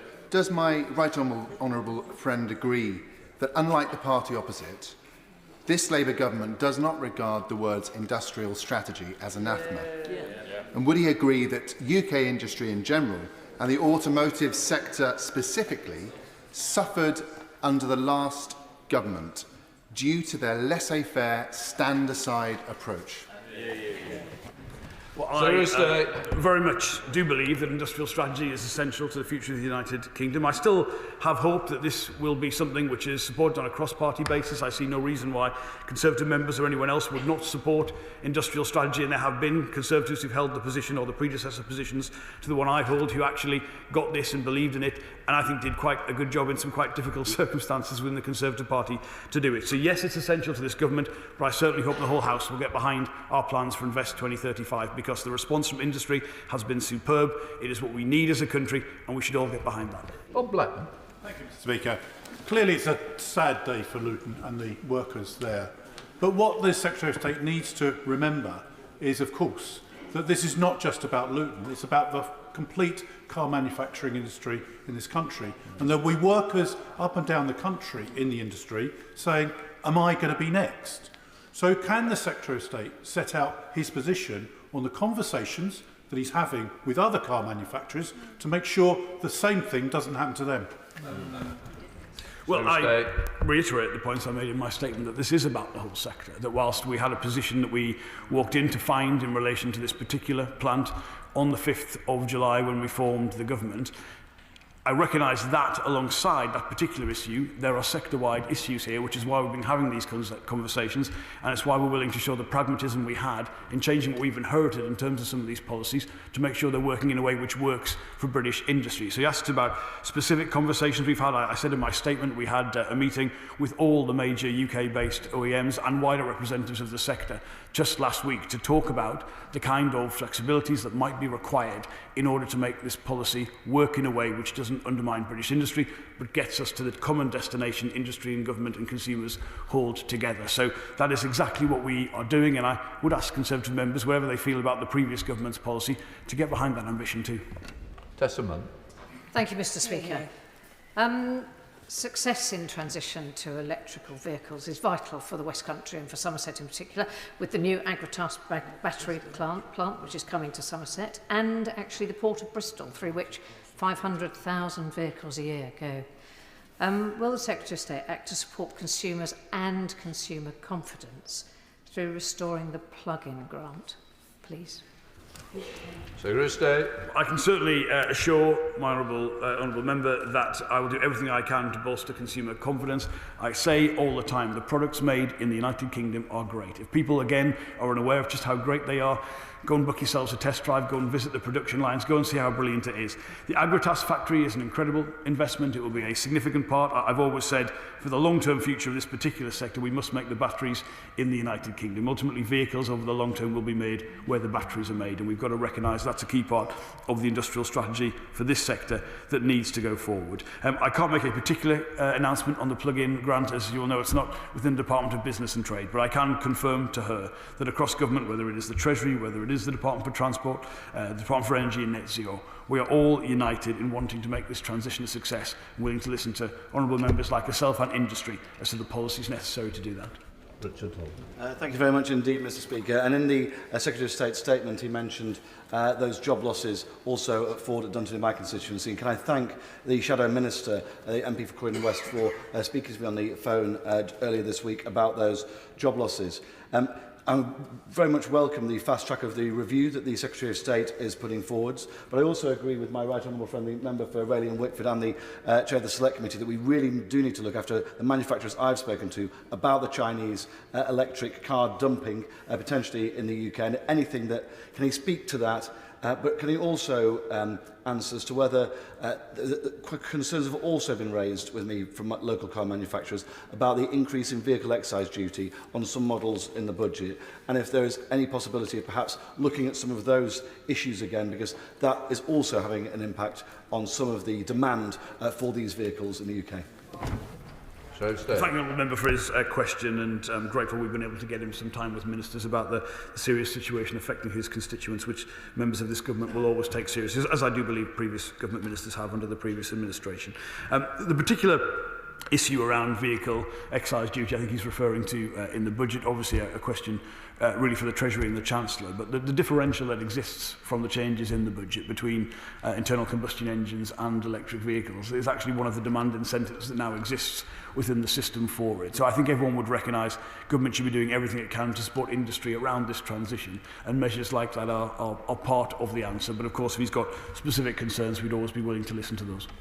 Thank you, Mr. Speaker. The Secretary of State was very robust in his criticism of the previous government and their approach to ZEV mandate. But wasn't the Secretary of State one of 141 Labour MPs who voted for that ZEV mandate? Secretary of State. Absolutely clear. The ZEV mandate that the previous Conservative government put forward, we worked constructively with them, and I believe in incentives towards the transition. I'm not arguing against that. It was the sheer brass neck that I reacted to of the opposition front bench for somehow not even recognising it was their policy that we were willing to change and presenting it as if the argument was the other way round. So I will be quite robust when the facts are as the facts are and the opposition front bench aren't willing to accept that. But look, I say again, we want this transition to work. It's not about the destination. It's not about, particularly even in this regard, the thresholds. It's about the flexibilities, how the policy operates, what it is currently meaning for market conditions in the United Kingdom. I think that is an entirely reasonable and proper response to what we have found walking through the door as a new government. And again, I see no reason why people can't pragmatically get on board and support that. Lisa Smart. Mr. Speaker, one of the things that's stopping some of my constituents from transitioning to electric vehicles is a lack of access to charging points. He will know as a constituency neighbour that some of the housing stock in my patch lends itself more easily to personalised charging points than others. So what more can the government do to ensure everyone can access charging points to make the transition to EVs?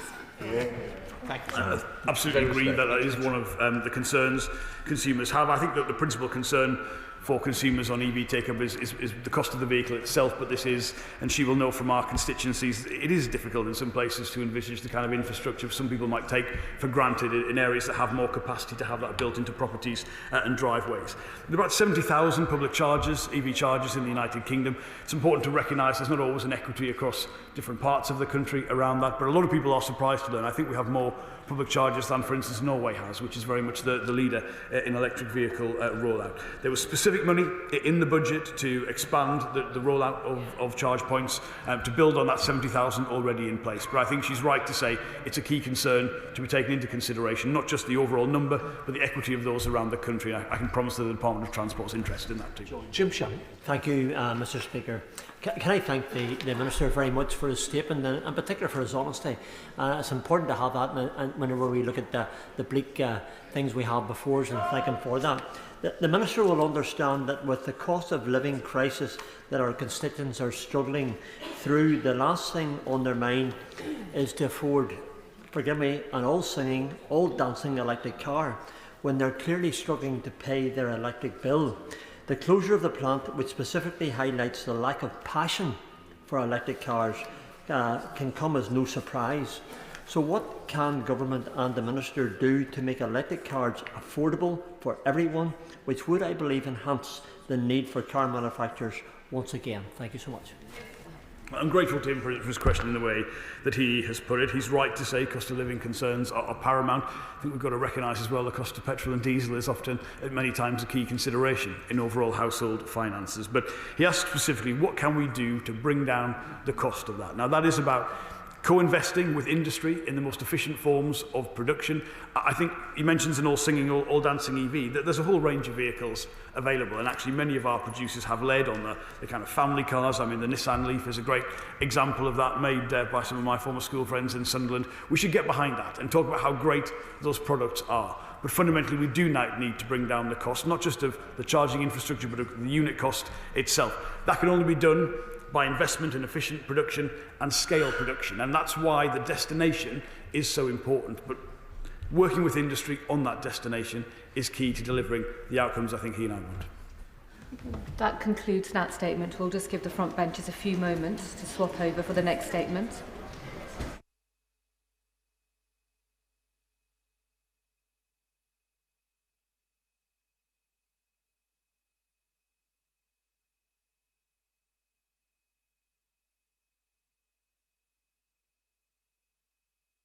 The Minister, Dame Diana Johnson, for the next statement. Minister. Thank you, Madam Deputy Speaker. And with permission, I will make a statement on this government's action to tackle antisocial behaviour. From residential neighbourhoods to busy high streets, from rolling countryside to city centres, from idyllic villages to bustling towns, the places of Britain should be a source of local pride. As well as being safe, they should feel safe for those who live and work in them. Yet the dismal reality is that in too many areas, the opposite is true. In the last year of the previous government, shop theft soared by 29% to a 20-year high. Street theft surged by 40%, and antisocial behaviour reached new heights in our towns and cities. That is the Conservative Party's legacy on law and order. Up and down the country, people feel uneasy or even unsafe. Unruly gangs roam the streets, creating intimidation and fear. Noisy off-road vehicles speed around, disturbing the peace. Illegal drugs are abused with brazenness. Public spaces are awash with litter and graffiti. And an epidemic of shop theft is plaguing retailers big and small, while their staff are subjected to intolerable levels of abuse and violence. At its core, Madam Deputy Speaker, this is about respect. Respect between citizens, respect for our society and the expectations underpinning it, and respect for the rule of law. All of these are woven into the fabric of our democracy. But after years of neglect, that fabric has become worn. And we saw a disgraceful illustration of that in the summer, when serious disorder erupted in some towns and cities. And we see it on a smaller scale every day as decent, law-abiding people suffer due to the selfishness of others. More than a third of people, 36% in England and Wales, report experiencing or witnessing some type of antisocial behaviour in their local area, while around 1 million incidents of antisocial behaviour were recorded by police in the year to June 2024. Madam Deputy Speaker, we must never make the mistake of dismissing this menace as low-level or trivial. To do so would be an insult to the victims.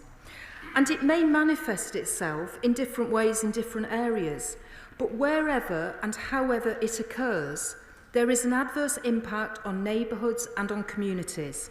Antisocial behaviour chips away at people's sense of pride and confidence in their local area.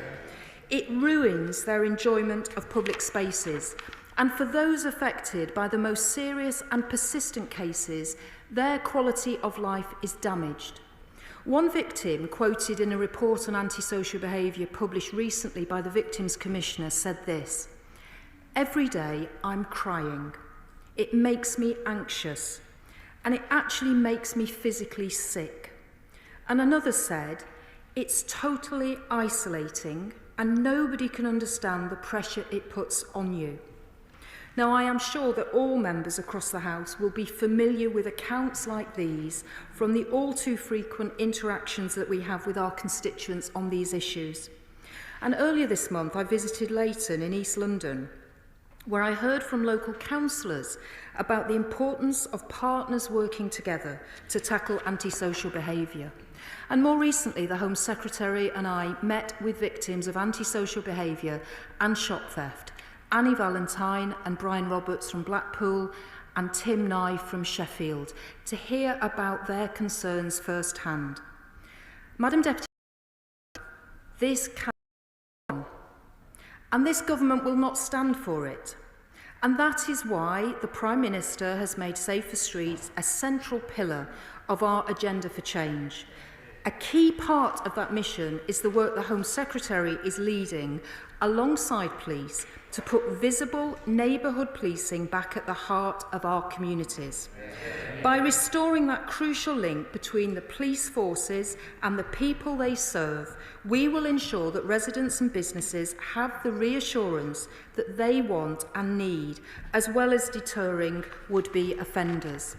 And as we implement our neighbourhood policing guarantee, we are determined to tackle antisocial behaviour head-on. I can today update the House on that work. To turn things around and effectively combat the problem, it is really clear that fresh impetus is needed, which is why, in our manifesto, we committed to introducing respect orders. These will enable tough restrictions to be placed on the worst adult perpetrators of antisocial behaviour. Those subject to a respect order could be banned from a town centre, as well as being compelled to address the root cause of their behaviour, for example, through mandated alcohol and drug treatment. The orders will be applied for by the police, by councils or by social housing providers and issued by the courts. Importantly, there will be a power of arrest available for all suspected breaches, protecting communities and town centres from further harm. And we are going even further by ensuring that anyone who breaches their respect order commits a criminal offence and may face up to 2 years imprisonment, an unlimited fine or a community order. These new powers will be piloted first to ensure that they are as effective as possible. We are also going to crack down on the scourge of off-road bikes in public parks, dangerous e-scooters on pavements and street racing, all of which inflict misery on local communities. Under strengthened police powers, officers will no longer be required to issue a warning before seizing vehicles involved in antisocial behaviour. Now, turning to retail crime, it harms lives and livelihoods, and it has to be dealt with as the serious threat that it is. So we will introduce a new specific offence of assaulting a retail worker, and we will end the effective immunity for shop theft of goods under £200. Madam Deputy Speaker, the task of making our country safer will not be completed overnight, but this is a government of action. The work of change is underway, and as we step up this vital effort, we are guided by a simple and unshakable belief. The belief that our streets belong to the decent, law-abiding majority. Because for far too long, gangs, yobs and thieves have been running amok. And that's not going to happen anymore, Madam Deputy Speaker. Under this government, the safety and the security of the public will always come first. And we will be unrelenting in our mission to restore respect and take back our streets. I commend this statement to the House. I call the Shadow Minister, Matt Vickers. Thank you, Madam Deputy Speaker. I thank the Minister for her statement and for advance sight of it. It's not right that anyone should live in fear of intimidation in the place they call home. Antisocial behaviour has real consequences. It can ruin communities and prevent people from making the most of their local area. Antisocial behaviour can make women and girls feel unsafe walking home at night, and it can have a huge impact on shops and businesses if customers are left feeling unsafe visiting their high streets and town centres.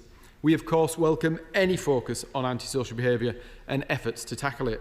But tackling it requires more than a press release or a rebrand. I know that those in the sector have described the proposed respect orders as wholly unnecessary and near identical to existing powers already held by the police. We will, of course, engage with the government as proposals are brought forward, but are keen to see meaningful action rather than just the renaming of public space protection orders and criminal behaviour orders. Changing names won't change outcomes. The last government launched the Antisocial Behaviour Action Plan, backed by £160 million worth of funding and over 100,000 hours of police and other uniformed patrols undertaken to target antisocial behaviour hotspots. As of February 2024, our plan led to nearly 600 additional arrests, close to 1,500 stop and searches and around 700 uses of antisocial behaviour powers such as community protection orders and public protection orders. My own Labour Police and Crime Commissioner in Cleveland has commended the huge contribution made by the last government's hotspot policing initiative. Uniformed patrols delivered by local authority wardens in Cleveland clocked up a total of 7,685 hours on the streets of Stockton, Hartlepool, Middlesbrough and Redcar. As a result, between September 23 and August 24, police report incidents of antisocial behaviour were down by 21% in hotspot areas. We also banned nitrous oxide, increased fines for fly tipping, littering and graffiti, all of which is a blight on our communities. The Conservative government made sure the police had the tools to discourage antisocial behaviour and dedicated funding to support police and crime commissioners to target enforcement in the areas where antisocial behaviour is most prevalent. The police play a vital role in tackling antisocial behaviour and keeping our communities safe. The Conservative government invested over £3 billion, including additional funding each year, and that rolled into government grants to enable the recruitment of 20,000 additional police officers, a government priority and a manifesto commitment. That meant, by March this year, the police headcount hit 149,769, a record number of police, and 3,000 higher than previous records. Last year, the Conservative government arranged a £922 million increase for funding for frontline policing for this financial year, something I hope will be matched next year. Does the Minister agree that in order to tackle antisocial behaviour, we must ensure the police have the necessary resources and support? The Right Honourable Lady spoke about Labour's manifesto commitment to provide 13,000 additional police officers, PCSOs and specials, but has failed to set out any of the detail behind when these officers will be recruited, which forces will receive these additional officers. Can the Minister also explain how these respect orders will be different to the failed ASBOs, or how they'll be different to the existing orders, such as public space protection orders or criminal behaviour orders? Our action plan puts safety, security and a basic respect for others at its heart. Will she commit to continue the Hotspot Police Initiative, especially as we can already see the results across the country? I know I've asked it before, but I never quite managed to get an answer. The last government increased funding for frontline policing by £922 million for this year. Will the government match that increase next year? Thank you. Minister. Well, I'm grateful to the Shadow Minister for his opening comments when he acknowledged the effect that antisocial behaviour can have on communities and on individuals.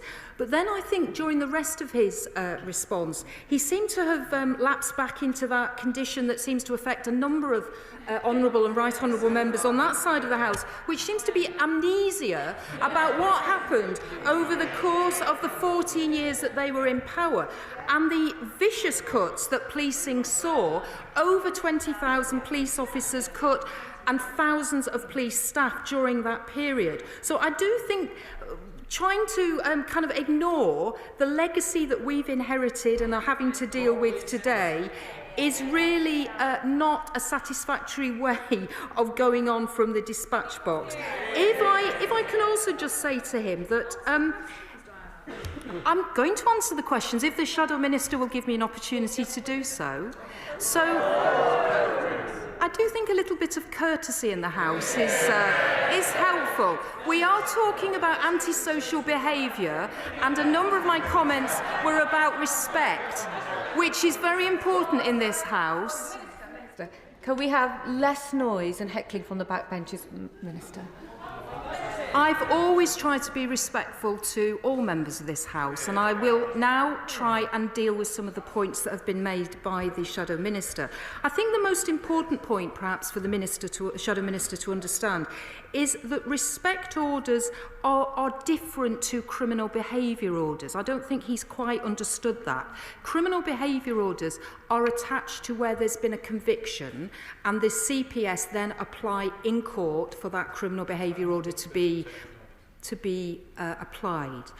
Respect orders will not require a conviction. They will be made on application, as I said, by councils, social housing providers, the police, to court. There will be a power of arrest attached if they are breached, and that individual will be brought before the magistrate's court if that breach happens. So they are different to a criminal behaviour order. They're also different in the sense that they are not around community protection notices, which I think the Shadow Minister referred to, which are really for lower level environmental antisocial behaviour issues. I think respect orders, the conversations I've had with individuals in the sector and organisations that work in this field, respect orders are getting a lot of support. We want to pilot them. We want to make sure that they're going to work fully when we bring them in across the country. So I am confident that they provide us with the flexibility of the civil injunction, which is what actually sits there at the moment in terms of dealing with antisocial behaviour. But of course, if you breach a civil injunction, then the police officer has to take the individual to court to prove the breach. So there's no automatic power of arrest. And that's the difference that you'll have with the respect order. But I do think it combines the flexibility of the civil injunction with the teeth of the criminal behaviour order. And I hope that explains to the Shadow Minister why respect orders, I think, are a very positive development in dealing with antisocial behaviour. Chair of the Education Select Committee, Helen Hayes. Thank you, Madam Deputy Speaker. I welcome the measures the Minister has set out today and the Government's commitment to tackling antisocial behaviour, which is an urgent issue in my constituency, particularly in our town centres. But the most urgent issue that we face in tackling these issues is the number of police officers. My honourable friend will be aware that the previous government allocated funding for recruitment of police officers and then withdrew it when the Met was unable to meet its target due to a set of unique challenges in London. Can I ask my honourable friend for her firm assurance that the unique challenges facing the Met are fully understood and that the government will provide them with the resources they need to tackle this very serious issue in our communities? Minister. Well, I'm grateful to my honourable friend for raising this issue. And of course, the Met are almost a quarter, I think, of policing overall. So they play a very important part in policing London, but also they have other responsibilities at a national level, responsibilities for counter-terrorism, etc. So they are very important. The decisions around funding are being taken at the moment. The House will be informed in the normal way next month about the provisional settlements around policing, but I hear very, very clearly the concerns of my honourable friend. I'll go to Liberal Democrat spokesperson Lisa Smart, who knows she has a maximum of 2 minutes. Thank you very much, Madam Deputy Speaker. Across my constituency, whether it's in Heatherley, Woodley, Marple or High Lane, illegal off-road bikers are a persistent blight on the community. They're intimidating people, endangering public safety and being generally noisy, antisocial and really annoying. So I was interested to read the Home Secretary's comments on respect orders over the weekend and to read the Minister's statement today, and I thank her for advance sight. My local Greater Manchester police officers tell me the challenge in tackling these off-road bikes, often ridden by young people, isn't a lack of powers, but it's the difficulty of gathering evidence and the tools to identify and actually catch offenders who often evade them on these bikes. So how will the government ensure that local police have the time, resources and practical support needed to enforce these new measures effectively? We already know what's most effective at stopping crime, Madam Deputy Speaker. It's proper community policing where officers are visible, trusted and out and about in their local neighbourhoods. Bobbies on the beat, knowing their community, preventing crime every day. The previous Conservative government decimated frontline police numbers, leaving local forces overstretched and making our communities less safe. So I would welcome details from the Minister on how the government plans to address this, particularly cuts to police community support officer numbers who play a crucial role in tackling antisocial behaviour. Thank you. Well, I'm grateful to the Honourable Lady for those comments and the questions, and I think this issue around off-road bikes and e-bikes and all the problems that they're causing, the specific issue that we want to address first of all is to give the police the powers that they need to deal with the antisocial behaviour that's being caused by these bikes and off-road bikes and e-bikes. I think the points that the Honourable Lady is making in terms of what else the police need to be able to make sure they can implement those changes effectively. I will contact the Honourable Lady with more details on that, and I will certainly talk to the police about what more we can do to support them. As to the neighbourhood policing guarantee and our commitment to put 13,000 police officers, PCSOs and specials into our neighbourhood, the Honourable Lady, I'm sure, will recognise that we are 5 months in to this government. We are working as hard as we can to get the plans in place. We are doing this with policing. We want to make sure that they are with us on this, and we've got everything set up to allow that to happen smoothly. So those announcements will be made in due course. But I just want to reassure the House that is probably my #1 priority to make that happen. Marsha Di Cordova. Thank you, Madam Deputy Speaker. Can I start by welcoming the government's plans to introduce these respect orders to tackle the scourge of anti-social behaviour? I hear from my constituents in Battersea all the time sharing their concerns and their worries about antisocial behaviour in parts of our community. But I asked the Minister whether she can confirm that these new orders will also include public drinking and drug use to ensure that our communities are safe and free from harm and nuisance. Yes, so my honourable friend is absolutely right. Issues like street drinking and taking drugs, these are issues that we want to address. So the whole idea of a respect order will be restrictive in the sense that an individual may be told that they can no longer be in a certain area in the high street or in a town centre or in a park, for example. But there will also be positive conditions that will be attached. For example, if there are issues around the way they are street drinking, that there may be alcohol courses that they can go on for addiction or for drug addiction treatment and courses, and for anger, that there may be courses that's appropriate. So you're dealing with the actual problem in the area, but you're also trying to treat the underlying issue with the individual who's causing the antisocial behaviour. Dr Andrew Morrison. Thank you, Madam Deputy Speaker. Certainly support the Minister's intent in bringing this forward, but I'm still struggling to understand what the material difference is between these orders and antisocial behaviour orders. If it is the case that they're materially different, could the Minister say in what respects they are? And will she say to what extent this will be based upon perception by a complainant? For example, in non-crime hate incidents recently, we've had considerable controversy around perception of an allegation and its effects, which has caused all manner of problems and bogged the police down in a whole load of controversy. And I'm sure she would want to avoid that in respect of this particular measure. Minister. Well, if I just said, first of all, to the Right Honourable Gentleman that in 2014, there were changes to antisocial behaviour legislation. In fact, they were weakened. And I think that was a combination of the Conservatives and the Liberal Democrats in coalition at that time. They decided to weaken the antisocial behaviour powers that the previous Labour government had brought in. So I think that's the first thing to mention. So what we've ended up with are the civil injunctions. And as I tried to explain earlier on, and perhaps I need to do it again and be a little bit clearer, civil injunctions can be issued for antisocial behaviour, but if they are breached by someone in a town centre or in a high street behaving in an antisocial way, the police have to go to court to prove the breach. That's the issue. So they can't be arrested. The antisocial behaviour cannot be stopped at that point. There is a process that has to be gone through. With the respect order, there will be an automatic arrest for breach, which means action can be taken far quicker. So that's the key point. The criminal behaviour orders, which we were discussing earlier as well, they can only be attached to someone who has been convicted.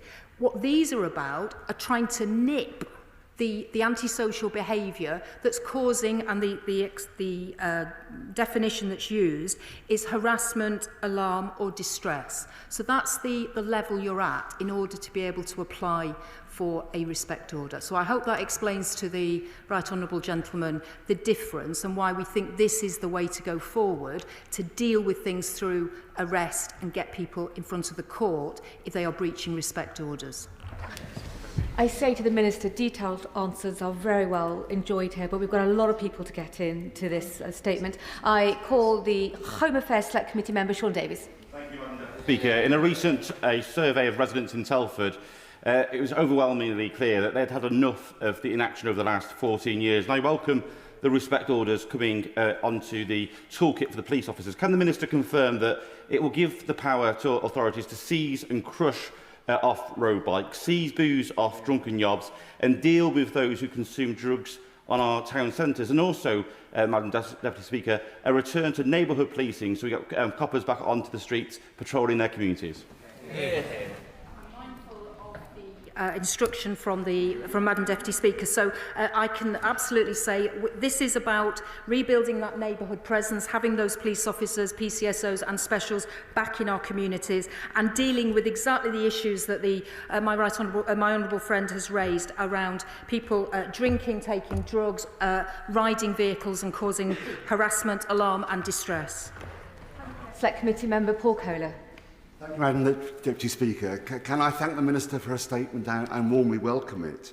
Can I also ask her whether, if she's right to mention neighbourhood policing, can I ask her whether she agrees with the Met Commissioner, Mark Rowley, that local police stations are critical to neighbourhood policing, and whether she will pledge to stop the closure of local police stations that occurred under the Conservatives and previous Labour administrations, including Wimbledon Police Station, which remains under threat 6 years after I won my judicial review stopping its closure.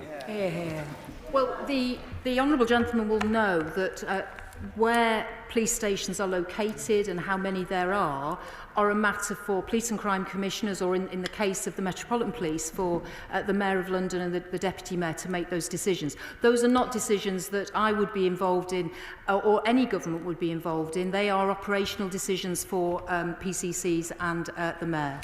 Matt Rodder. Thank you, Madam Deputy Speaker. May I wholeheartedly welcome my honourable friend's statement today. Every week I meet residents who, very sadly, have their lives disturbed and sometimes even ruined by appalling crime and antisocial behaviour, and I'm delighted that she's bringing forward these clearly well thought through and well explained measures today. My question for her would be, though, would she perhaps consider Reading as for one of the pilot schemes in this very important set of measures? Minister. There are many honourable and right honourable members who are pitching to be one of the pilots, and I will certainly add Reading to the list. Lewis Cocking. Thank you, Madam Deputy Speaker. Antisocial behaviour affects all of our constituencies, including mine of Broxbourne. Some antisocial behaviour can be very localised down a specific street, in a block of flats or between neighbours. And some of those levers to solve that antisocial behaviour lie with housing associations. Can the Minister outline how we can bring housing associations to the table, as they will play a key role in solving and tackling antisocial behaviour? Minister. And as I said in my remarks, housing associations and social housing providers will be able to apply for respect orders. I ought to say as well that the civil injunctions which exist at the moment will be renamed as housing injunctions, and that again will be dealing with that more low-level housing between neighbours, antisocial behaviour between neighbours that housing associations might want to use as well. But they'll be able to use both respect orders and housing injunctions. Clive Efford. Mr. Speaker, I welcome my right honourable friend's statement. And does she agree with me that the biggest boost to antisocial behaviour we've seen in recent times was the cut of 21,000 police officers by the previous Tory government, which resulted in a decimation of our local safer neighbourhood police teams? And I really welcome her commitment to bringing them back. But in addition to that, the London-hating Conservatives opposite cut the London police budget, so much so that we have a black hole in the budget now, which is forcing the Commissioner to cut officers. Now, can she give me an assurance that she's aware of that and that she will address that, so that we can start to put these safer neighbourhood teams back where my constituents in Eltham and Chislehurst want to see them? I think it's always very helpful to have experienced and long-standing members of Parliament to remind us of what's actually happened, because, as I pointed out earlier on, there seems to be amnesia on parts of the benches opposite. Sir Julian Lewis.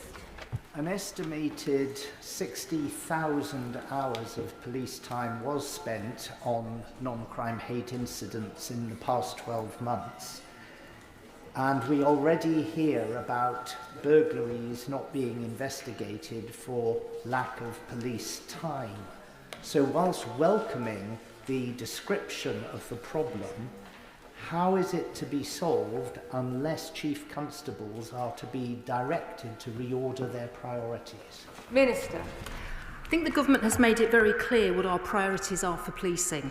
So protecting the public, as I talked about today, rebuilding neighbourhood policing, tackling town centre crime, tackling antisocial behaviour, tackling the scourge of knife crime and halving violence against women and girls in the next decade. We've been very clear on that.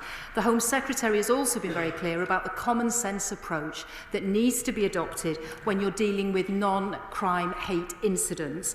And we are working with HMIC, FRS and the College of Policing on how best that can be done. And it's vital, though, I think the right honourable gentleman will agree, that police forces are able to track and monitor information, intelligence that might be helpful if there is going to be further criminal activity or serious social harm and community cohesion is going to be affected. And capturing that is something that police forces need to do. Sally Jameson. Thank you, Madam Deputy Speaker. In Doncaster, along with many other areas across the country, antisocial behaviour, fly tipping, shoplifting and off-road bikes are blighting our communities and our high streets. And as a former prison officer myself, I know that dealing with these issues, it is critical that we tackle the causes and pathways to crime in the first place. So can I ask what the government are doing to make it a priority to deal with tackling the causes as well as the crimes itself? And can I welcome my honourable friend, because I think her experience as a former prison officer will be invaluable in this place in bringing that knowledge to share in our debates. And she's absolutely right. The issue around prevention, which has been ignored, I think, for too long, is really important. And that's why we are going to, particularly around young people, set up the Young Futures programme, the youth hubs, to, as the Home Secretary talks about, wrap our arms around those teenagers who might be getting into trouble, making the wrong decisions, getting involved in things that they shouldn't, and having that preventative pathway to make sure that those young people start to take the right steps forward. Alison Bennett. Thank you, Madam Deputy Speaker. My constituent Linda is, along with other members of my community, extremely concerned about antisocial behaviour in Burgess Hill. Car racing, e-scooters and bike thefts are causing distress and fear to residents across the town. And as the Minister noted in her statement, the impacts of this should not be minimised. I've raised this with both Sussex Police and the Police and Crime Commissioner. So what can the Minister do to ensure that Sussex Police have sufficient resources to stop a small number of perpetrators from having a disproportionate effect upon law-abiding constituents across mid-Sussex? Sussex Member of Parliament. I'll be listening very closely to the Minister. Well, the announcements around the provisional police settlement will be made in the usual way, which will be next month. Could I just say, though, the Home Secretary has already indicated that there will be an additional £500 million pounds made available to policing. That has already been announced. But in terms of the direct figures for Sussex, I'm afraid the Honourable Lady and Madam Deputy Speaker will just have to wait a few more days. Melanie on. I never thought I would see the day that we would have Conservative members of Parliament arguing against more powers to increase the safety in our communities up and down the country. It is absolutely gobsmacking, and I, for one, absolutely support what the Minister, the Minister is bringing in today in respect of these respect orders. And I know that my constituents in Great Grimsby and Cleethorpes do feel the impact of antisocial behaviour very, very keenly, but they will want some assurance from the Minister that there will be sufficient police and PCSOs available to issue these respect orders in a timely manner. Can she do that, please? I'm very grateful to my honourable friend for that question. I think it is rather odd that the picture that's been painted by the opposition is that all the powers are there, so everything's fine. Why do we need to change things? When it's quite clear to, I think, the vast majority of people that things aren't fine and that the powers and the legislation isn't working as we need it to. So that's why we are bringing forward these additional respect orders, and also the neighbourhood policing guarantee, the 13,000 police officers, specials and PCSOs that we want to have back in our community to actually use the legislation and get the antisocial behaviour under control. Ben Obsejecti. Thank you, Madam Deputy Speaker. Antisocial behaviour is a blight on our communities, and I agree that police should be given the resources to tackle it.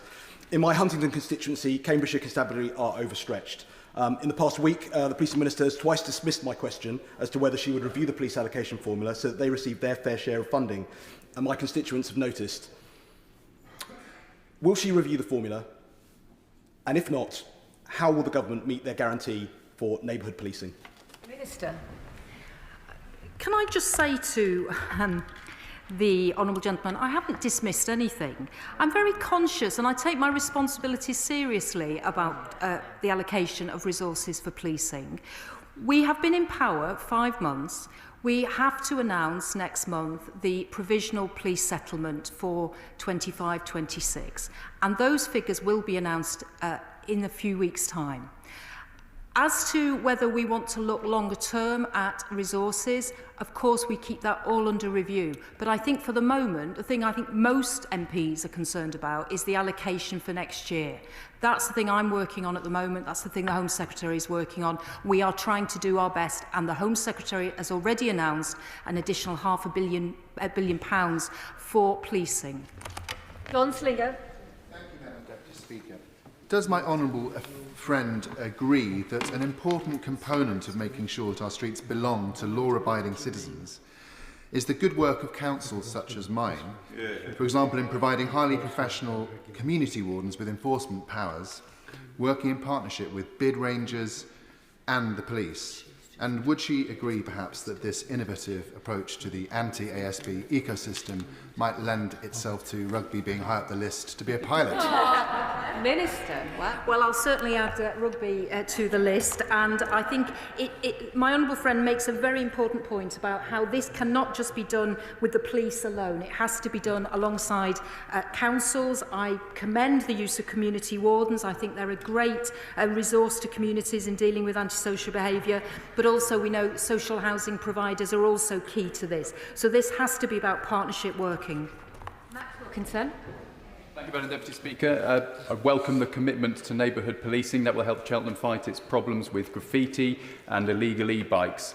But when I talk to the Police Commissioner in my area, he warns me that he's expecting to have to work very hard to maintain the force's current headcount because of budgetary pressures in the coming year. So I wonder whether the Minister can explain the apparent disconnect between those concerns of the Commissioner locally and the government's statements today. Minister. Well, I don't think anybody is pretending that we have inherited a positive, rosy economic settlement from the previous government. We're having to make difficult decisions and tough choices.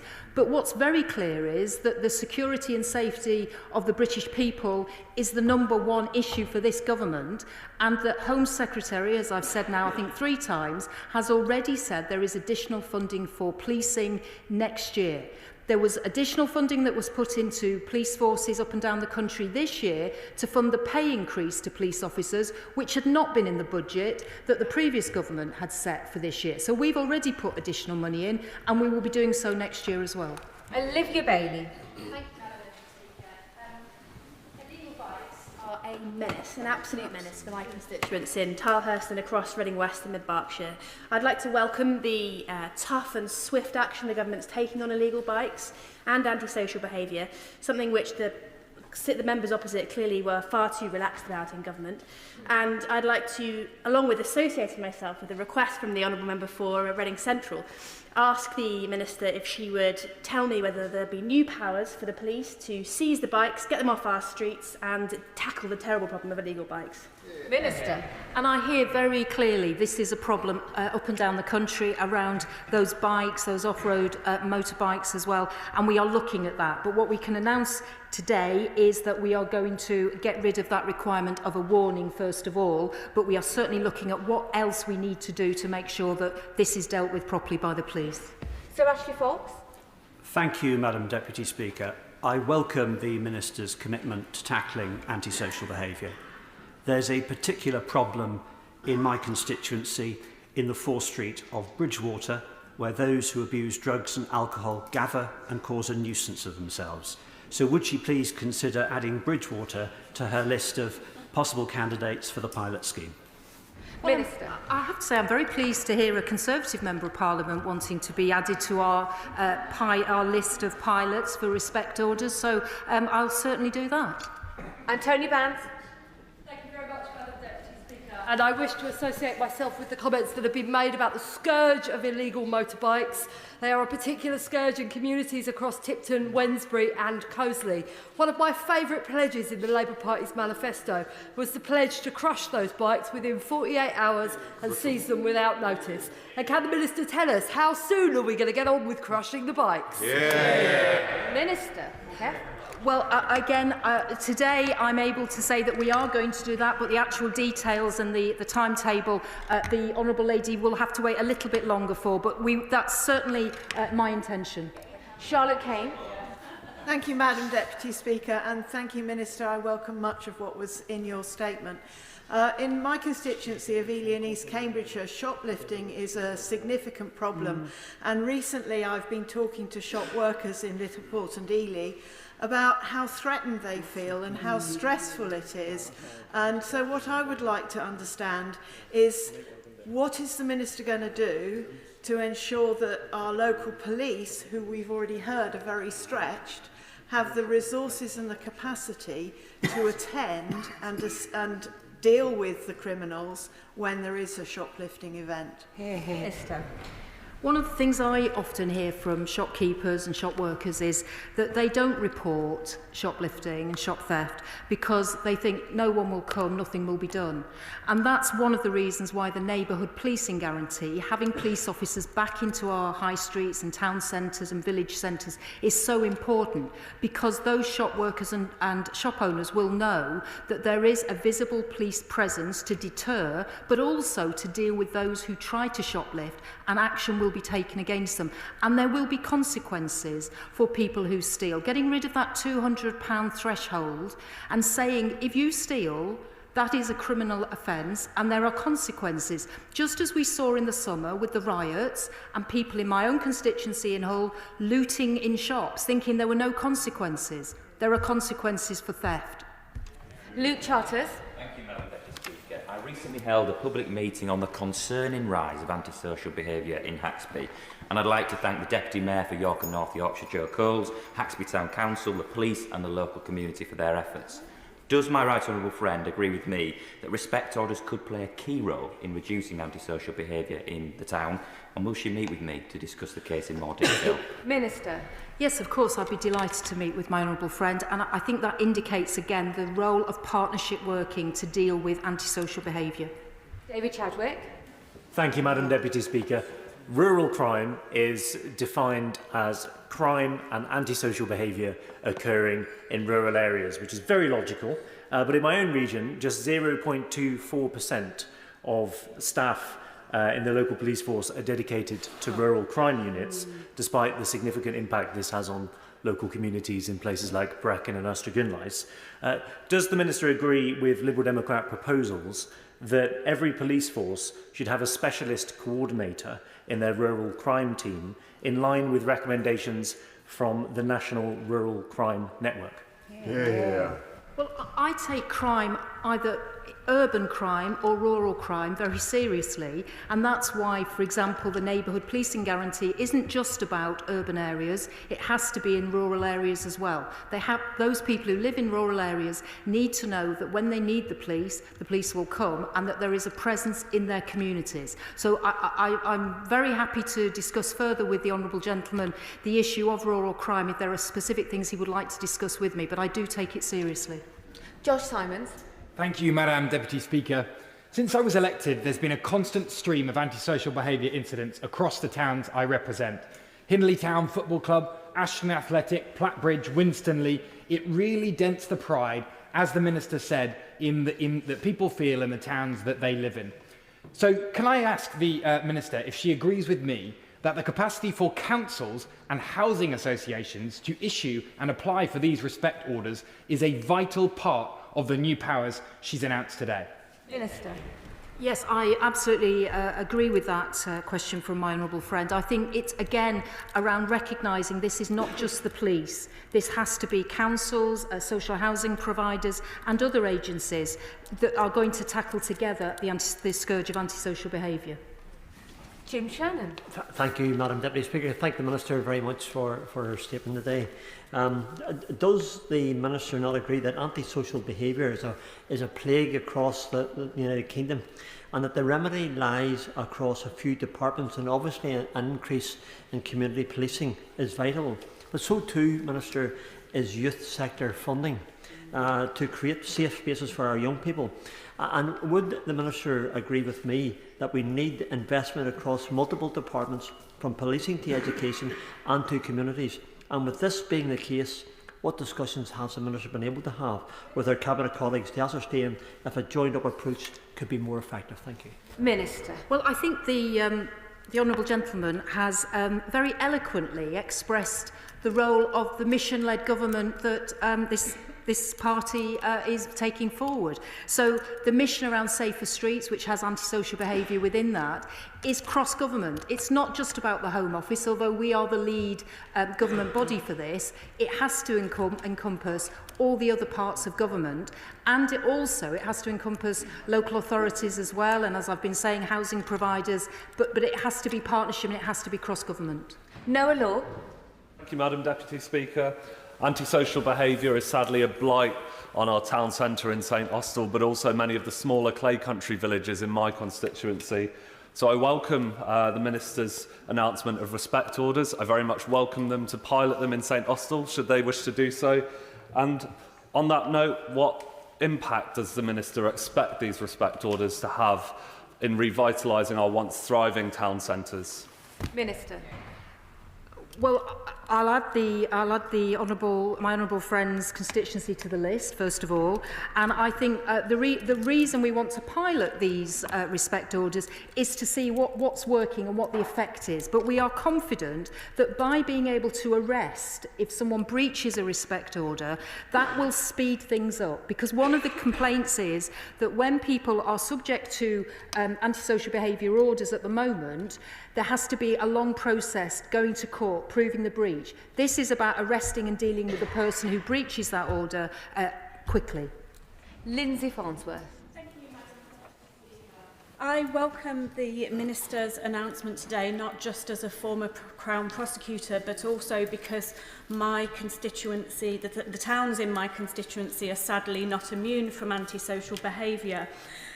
We find that often it is a small group of people repeatedly committing antisocial behaviour in our towns. So does the Minister agree with me that respect orders will be a useful tool in intervening upon those repeated offenders, but also a useful tool to tackle the root causes of those people's behaviour? Yeah. And again, can I just welcome my honourable friend to this debate, because I think her experience as a former Crown prosecutor is really valuable and very useful. And she's absolutely right. It's usually a small group of people who are engaging in this antisocial behaviour. So dealing with those prolific offenders through the use of respect orders, but also giving them something positive in terms of if it's drug treatment or alcohol addiction treatment that they need, or anger management courses. There is a positive part of this to try to deal with the underlying problems. Coombs. Madam Deputy Speaker, residents in Kenrick Way in West Brom dread Friday and Saturday nights because selfish people come and race their cars up and down, causing deafening noise and extremely dangerous crashes. This has been going on for years and years, despite the efforts of Sandwell Council and the West Mids Police. So can I ask the Minister what this announcement today is going to do to actually stop these races and give the residents in West Brom some peace and quiet? Yeah. So my honourable friend raises an issue that we've talked a lot about this afternoon. The specific issue is, at the moment, under the law, there has to be a warning given before any action can be taken to deal with these people who are racing and causing the harm and distress by the vehicles they're using. So this is about getting rid of that requirement for a warning, so action can be taken in a far more speedy way. David Baines. Thank you very much, Madam Deputy Speaker. And can I add St Helens to the list of places that are interested in being a pilot? I warmly welcome this. As the Minister and others have said, there's nothing low level about antisocial behaviour. It can destroy lives and communities, and it's right that we take it seriously. So I warmly welcome this. I'm particularly pleased to hear about the steps to protect shop workers and to take shoplifting seriously.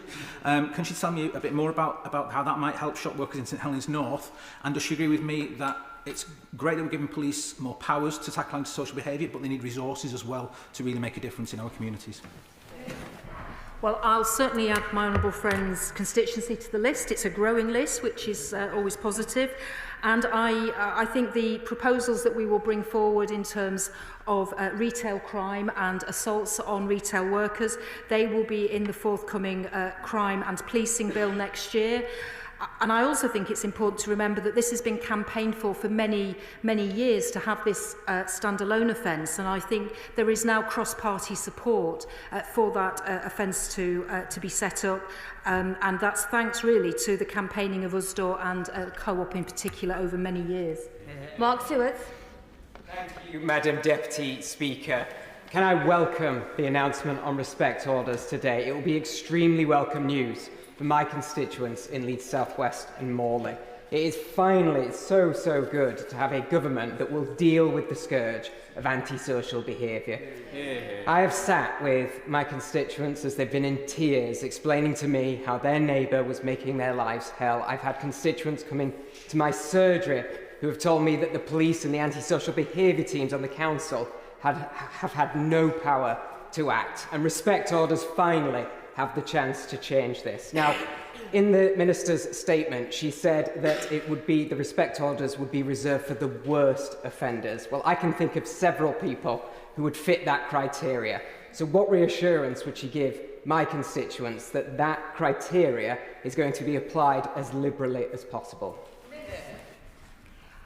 Well, the definition that I gave earlier on around causing harm, harassment, alarm or distress is what's going to be looked at in terms of applying for these respect orders.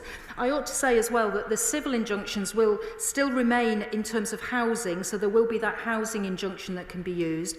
And also, these respect orders will only be for adults. So for young people, the youth injunction will still be available and there's sanctions within that. So there will be a range of ways that antisocial behaviour can be tackled using either the respect orders or some of the reformed civil injunctions.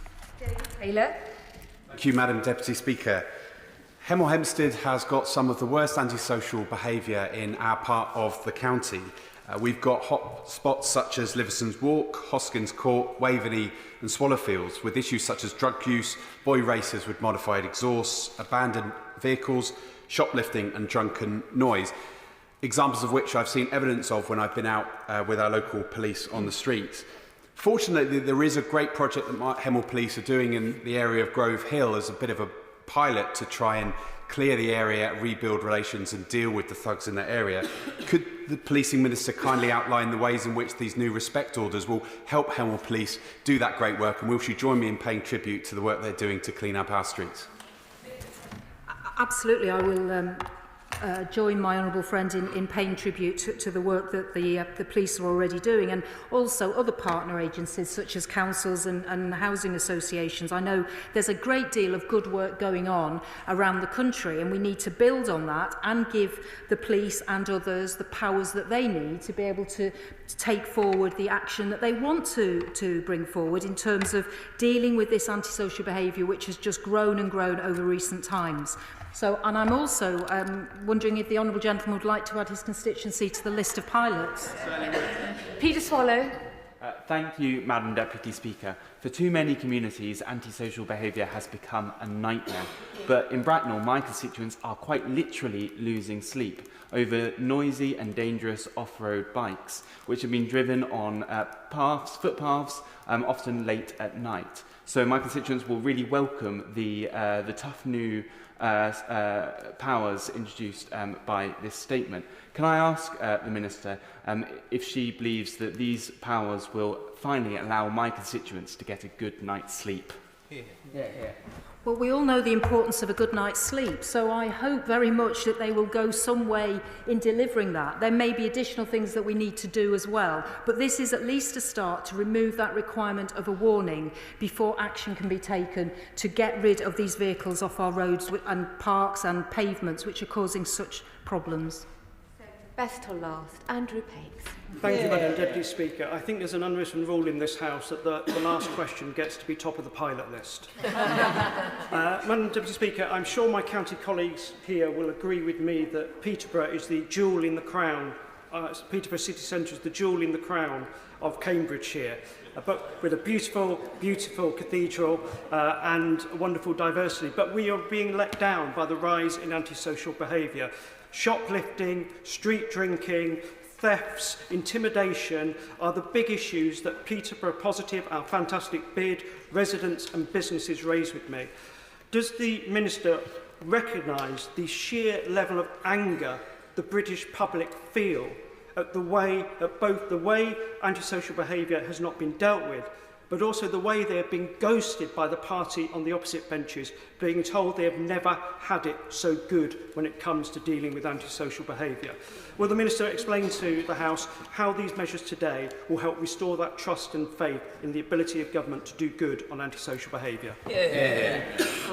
I think my honourable friend, even though he is the last to ask his question, has asked a very important one, and I think he's absolutely right that there is a huge amount of anger about how things have been allowed to get to the point that we're faced with today, and the complacency around the fact that there have been huge cuts to policing over the years. There hasn't been the investment in neighbourhood policing that we need. I think that's testament to where we are today in terms of having to tackle this antisocial behaviour. But my honourable friend also made an important point about business, because businesses are part of how we tackle this antisocial behaviour scourge in town centres, and working with businesses and encouraging small businesses to team up with bids and other groups in their city centres to make sure that they're working together and they're getting information to help them deal with particularly shoplifting. That concludes that statement, and I will be moving on to point of order, Gregory Campbell. Thank you, Madam Deputy Speaker. This morning at Northern Ireland Office Questions, there wasn't a single MP from Northern Ireland on the order paper, and this has happened before, Madam Deputy Speaker. I have no criticism whatsoever of Mr Speaker, who does try and usually succeeds in getting Northern Ireland MPs in supplementary questions. But I understand also the numbers game works against us. But can it be reviewed in the future? For example, I noticed Scottish questions next week. Almost every person in the order paper is actually a Scottish MP, which is as it should be. It would be nice if occasionally we got a Northern Ireland Office question paper where a Northern Ireland MP was on it. For the honourable member for giving notice of his point of order. As he knows, the selection of substantive questions on the order paper is the outcome of a random shuffle of those members who actually table a question conducted by the table office. Mr Speaker made sure that a number of Northern Ireland members were called to ask supplementaries. Could I suggest to the honourable member that he might like to raise this matter with the Modernisation Committee? Now I move on to the 10-minute rule motion.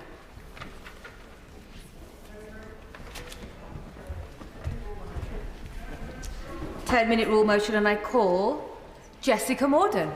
Thank you very much, Madam Deputy Speaker. I beg to move that leave be given to bring in a bill to require the Secretary of State to commission and publish a review of the legislation and guidance relating to e-scooters, to place a duty on the Secretary of State to promote public awareness of legislation relating to the use of e-scooters and for connected purposes. Almost 2 years to the day since I brought the first debate to this House on the anti-social use of e-bikes and e-scooter, and it's quite pertinent to follow the statement today from the Minister, and I too would be interested in a trial area, just getting that in there, trial order. I'm introducing this bill today to highlight an issue of much concern to many constituents in Newport East who frequently raise with me the antisocial use and sometimes dangerous use of e-scooters and in fact e-bikes as well. And I'd like to thank those residents and those Newport councillors, particularly in hotspot areas in my constituency, for talking to me about it. As we've all seen, the landscape on our roads has changed dramatically over recent years. The use of e-scooters has exploded, and it was estimated last year that e-scooter ownership is now close to 1 million in England alone. But legislation has just not kept up with this trend. Our legislation is years behind other countries. The bill is about asking the government to address this quickly, and I know there have been positive moves about this. And also, as we approach Christmas, when many people may be tempted to buy them as presents, to remind potential buyers of the law. It's fair to say from the outset that there clearly is a place for e-scooters in the transport mix. They can play a really positive role in increasing transport choice while reducing pollution and congestion, particularly important too for young people with lower spending power and car ownership. As one of my constituents put it, I use one as a disabled person. I find it easier than a mobility scooter. I'm reluctant to go out and about more for fear of losing it. It is a cheap form of transport for the low paid, and safety will only improve with legislation. However, for many, e-scooters are a source of great anxiety. As I said earlier, many people raise this with me, including groups like the Scouts, local Scout groups, and many others. And recently, I asked constituents more widely for their thoughts, and here are some of their quotes. Some of the people riding these scooters and e-bikes have no regard for other people or the elderly, said one. Well, one other said the majority ruin it for the few that use them correctly. They are frequently used for blatant drug running and by people who have zero concern for pedestrian or driver safety. An older resident wrote to me, told me of his experience at nearly 75 recently of nearly getting knocked over whilst walking her dog, which really frightened her. Well, another said, my boy is a full-time wheelchair user. I've lost count of the amount of times we've nearly collided with e-bikes and scooters travelling at speed on pavements. And from another resident, unfortunately, they're often used for drug runs. Riders have masks, no helmets, and cut over the roundabout at the bottom of Somerton Bridge with no due care and attention to other drivers and pedestrians. And of course, we should consider the impact on the visually impaired. This is often highlighted by the RNIB, and I mentioned them certainly in a previous debate that I've held on this. These are complaints from constituents who live in Newport, where e-scooter use is illegal.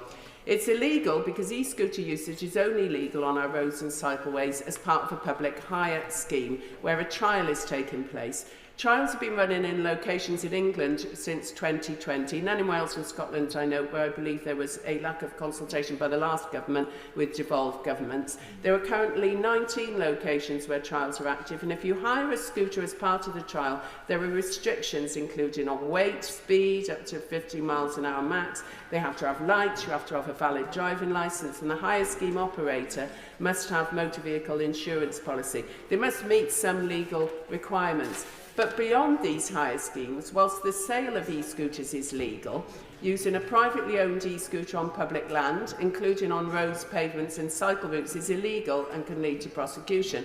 Despite this legal position, sales have just rapidly increased. And the problem is, because they're unregulated, there are no limits on speed, with some sale online capable of being tampered with or reaching up to 60 miles an hour, no requirements for them to have lights, sound or any audible alert system, or people to wear helmets, no available insurance, nor requirements around their maintenance, and no restrictions on their weight, with some e-scooters reported to weigh up to 70 kilograms. These are clearly not toys, and when collisions occur, victims can face serious injuries, and it's the Motor Insurance Bureau who pick up the bill for any compensation, thereby pushing up motor insurance premiums for all.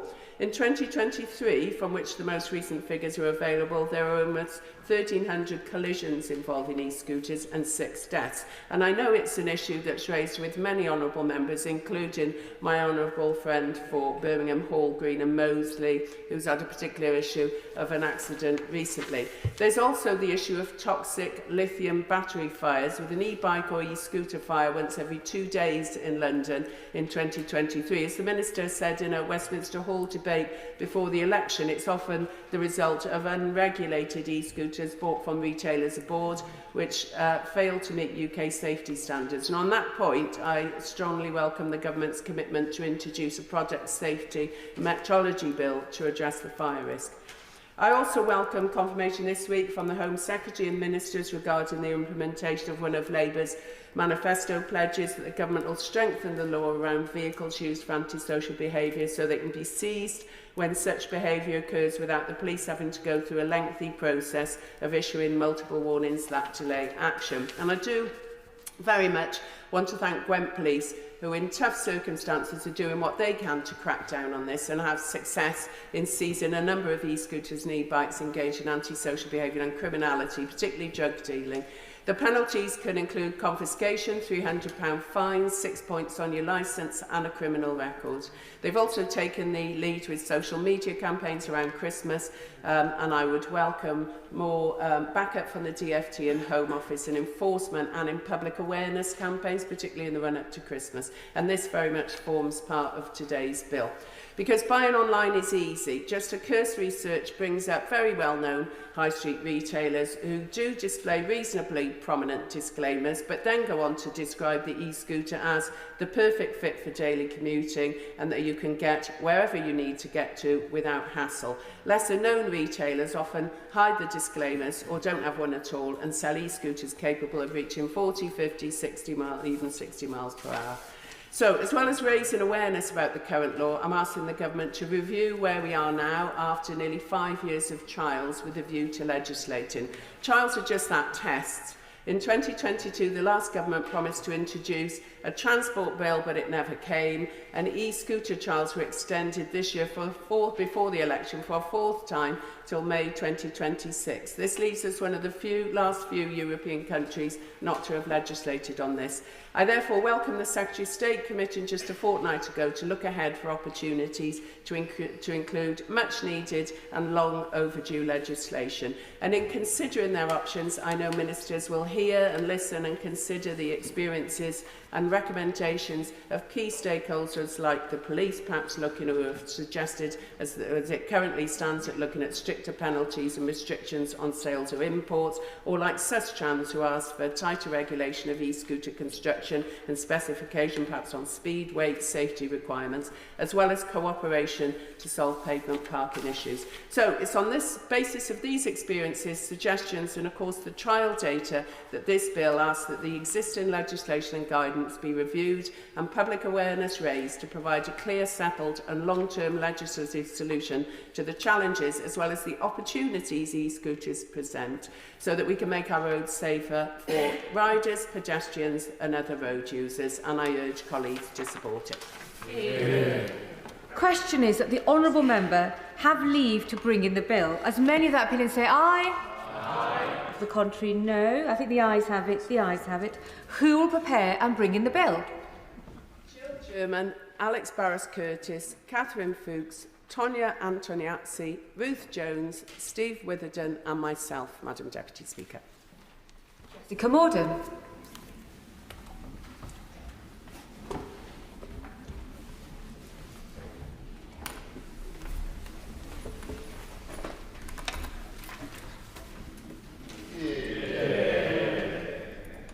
Straight as she comes.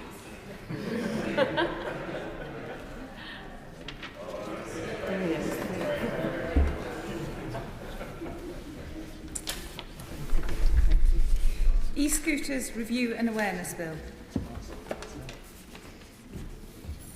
Second reading, what day? 14th of March 2025. You hesitated, but we're saying the 14th of March 2025. Yes.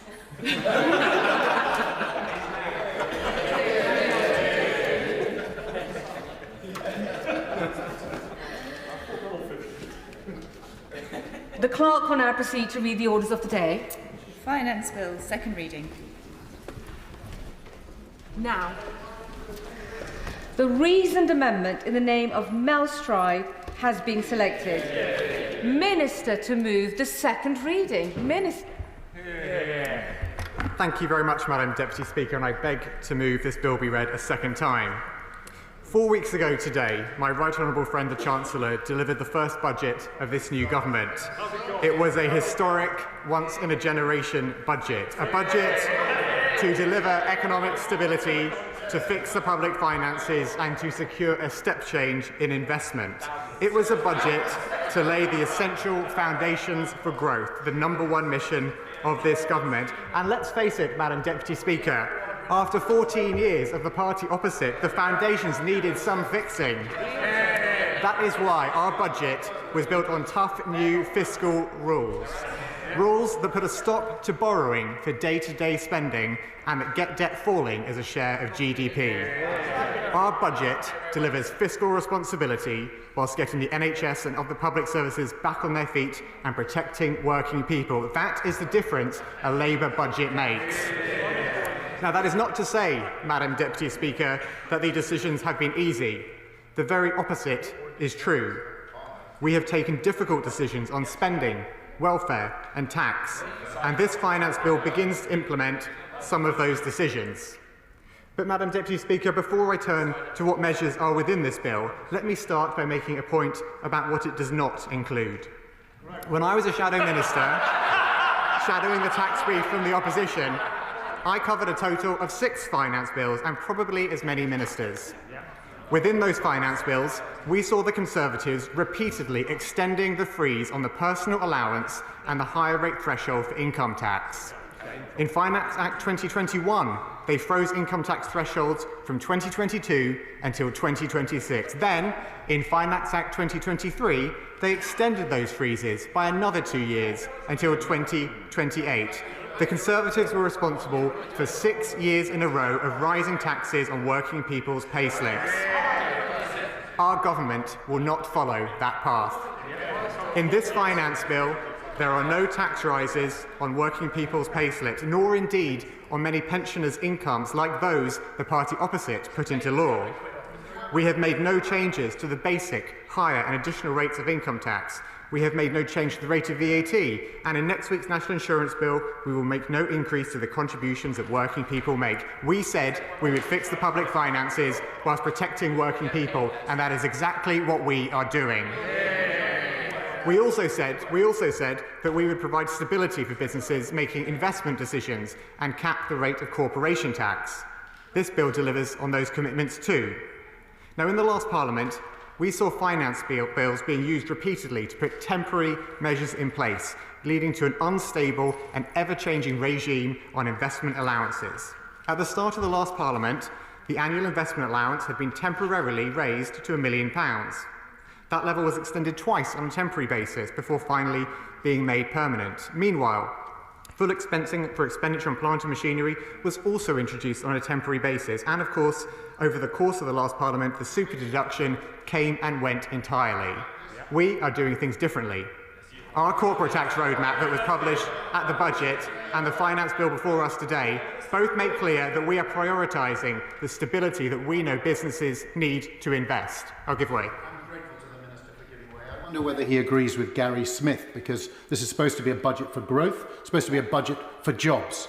And yet, increasing the energy profits levy is driving investment out of the North Sea, will make not the slightest difference to how much oil and gas we consume, and yet we'll lose, I think it's an estimated 13 billion of much needed revenue for the taxpayer, meaning that we lose environmentally, in terms of jobs, and even fiscally. Surely even the Minister can recognise how wrong that is. Madam Deputy Speaker, I will get to the energy profits levy in a moment, but let me say briefly this, that we have engaged with the oil and gas industry to ensure that we raise the money that we need for the transition to clean energy, whilst at the same time supporting investment and jobs in that industry. We recognise it will play a part in the energy mix for years to come, but we also recognise they must make a contribution to the transition that is so essential for our country to make. Now, Madam Deputy Speaker, I'm going to make a little bit of progress. Madam Deputy Speaker, as I was saying about corporation tax, this bill maintains the cap on corporation tax at 25% that we set out in our manifesto. It also includes no changes to the permanent full expensing regime or the annual investment allowance. Now, Madam Deputy Speaker, before I turn to other measures in this finance bill, I would like to note that the Leader of the Opposition seems to have already committed to reversing several of them. So let me just say this before I go any further. If the party opposite disagrees with the difficult but necessary choices this government has had to make, decisions to repair the public finances and to protect working people, they of course have every right to oppose our plans, but they must explain what choices they would make instead. So far, their new leadership has fallen at the very first hurdle of being a credible opposition by trying to have it both ways.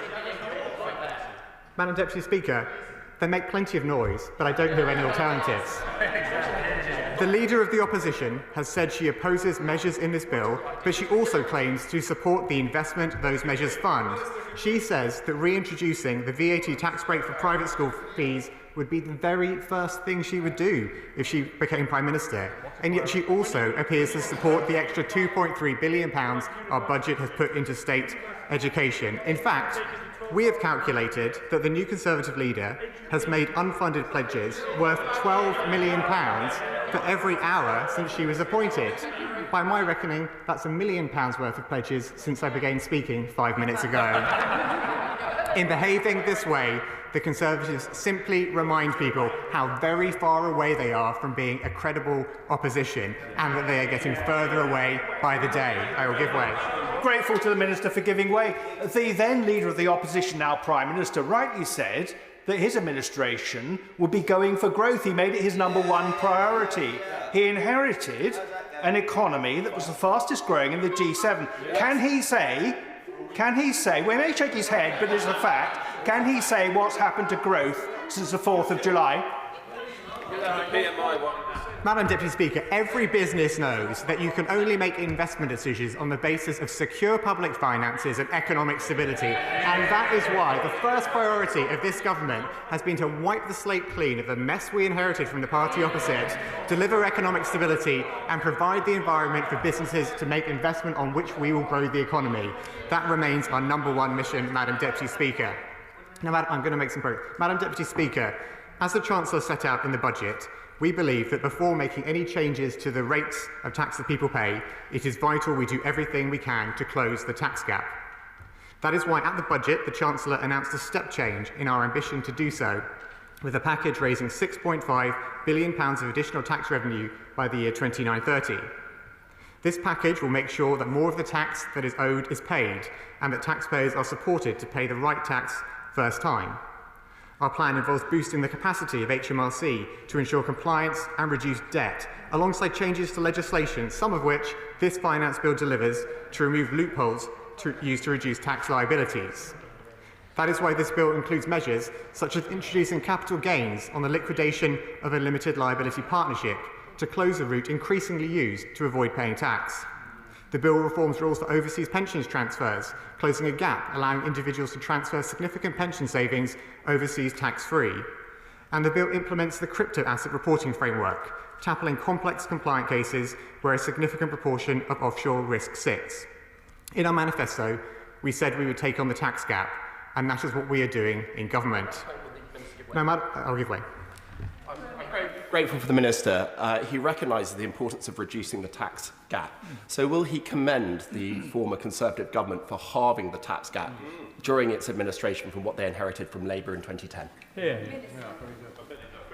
Madam Deputy Speaker, as we all know, efforts to close the tax gap had thoroughly stalled under the previous government, and we have brought renewed focus to this effort. For us, it is one of our top priorities. Before increasing the rates of any taxation, we must make sure people pay the tax that is owed. And quite frankly, if the government opposite have been doing such a great job, how is it possible that our government has been able to find an extra £6.5 billion in closing the tax gap through our measures in our first budget alone? That was in our manifesto. That is what we are delivering. Now, Madam Deputy Speaker, in our manifesto, we also made other specific commitments on tax, and I will set out now how this bill seeks to implement them too. First, let me turn to non-DOMs in the tax system. As honourable and right honourable members will know, this government believes that everyone who is a long-term resident in the UK should pay their taxes here. That is why this government is removing the outdated concept of domicile status from the tax system, and why we are implementing a new residence-based regime from April the 6th, 2025. Now, we have long argued for this change to be made, and although the previous government ended up being forced to move toward our position, they never implemented any changes. Under this government, we will finally make the reforms necessary to make the system fit for the 21st century. Our new regime will be internationally competitive and focused on attracting the best talent and investment to the UK. Our reforms will scrap the planned 50% reduction in foreign income subject to tax in the first year of the new regime, introduce a new residence-based regime for inheritance tax, retain and reform overseas workday relief, encouraging employees to spend more of their earnings in the UK, and extend the previously announced temporary repatriation facility to 3 years from April 2025. These new rules mean that from April 2025, anyone who has been tax resident in the UK for more than 4 years will pay UK tax on their foreign income and gains, as is the case for other UK residents. This is a much simpler and clearer test than exists under the current regime. The Office of Budget Responsibility confirmed at the budget that these reforms will raise £12.7 billion in revenue over the 5-year forecast period, funding that is crucial to meeting our commitments to fixing the public finances. Second, in government, we have decided to go further than our manifesto commitment to increase the non-resident stamp duty surcharge, and we will instead increase the higher rates of stamp charge on additional dwellings from 3 percentage points to 5 above the standard residential rates. Increasing the higher rates of stamp duty will raise more money than the manifesto policy, a total of £310 million by 29/30, and it will go further to rebalance the housing market.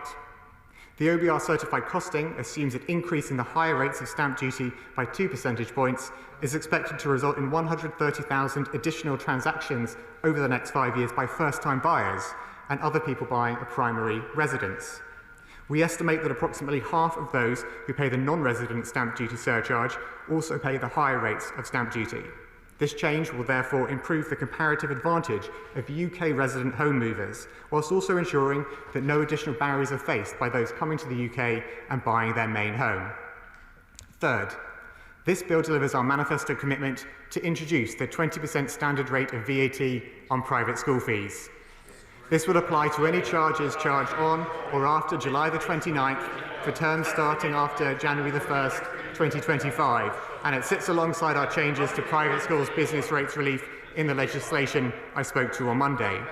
Ending tax breaks for private schools is a tough but necessary decision that will secure additional funding to help the government deliver its commitments to improving education in state schools across the country and achieving the aspiration that every parent has for a high-quality education for their children. I will give way. I'm very grateful to the Minister for giving way. Madam Deputy Speaker, isn't it the case that state school parents work just as hard as private school parents? And that in this case, there are situations where no matter how hard they work, they will never be in a financial position to send their kids to private schools. And so it falls on this government to fund state schools properly. Absolutely. My honourable friend is absolutely right that every parent aspires for a high-quality education for their children, and that is exactly what this government will achieve. The government will achieve that by the already announced £2.3 billion of increase to the core schools budget for the financial year 25-26, increasing per pupil funding in real terms, and this includes £1 billion of additional funding for the SEND system. I'll give way. Giving way. He's obviously very dedicated to extolling the virtues of his manifesto. Can I ask him that when he was sitting down and writing the budget with his right honourable friend the Chancellor, did he at any stage in the manifesto that was put to this country in the general election state that growth forecasts under this government would be lower than what they were under the last government? And did he put in his manifesto that he would be taxing small family farms for a total revenue that's coming in of £590 million? I know he's very keen on his manifesto, but did he outline that growth would be lower under this government? Yeah, I am keen on our manifesto. It was a manifesto to deliver this Labour majority and this Labour government.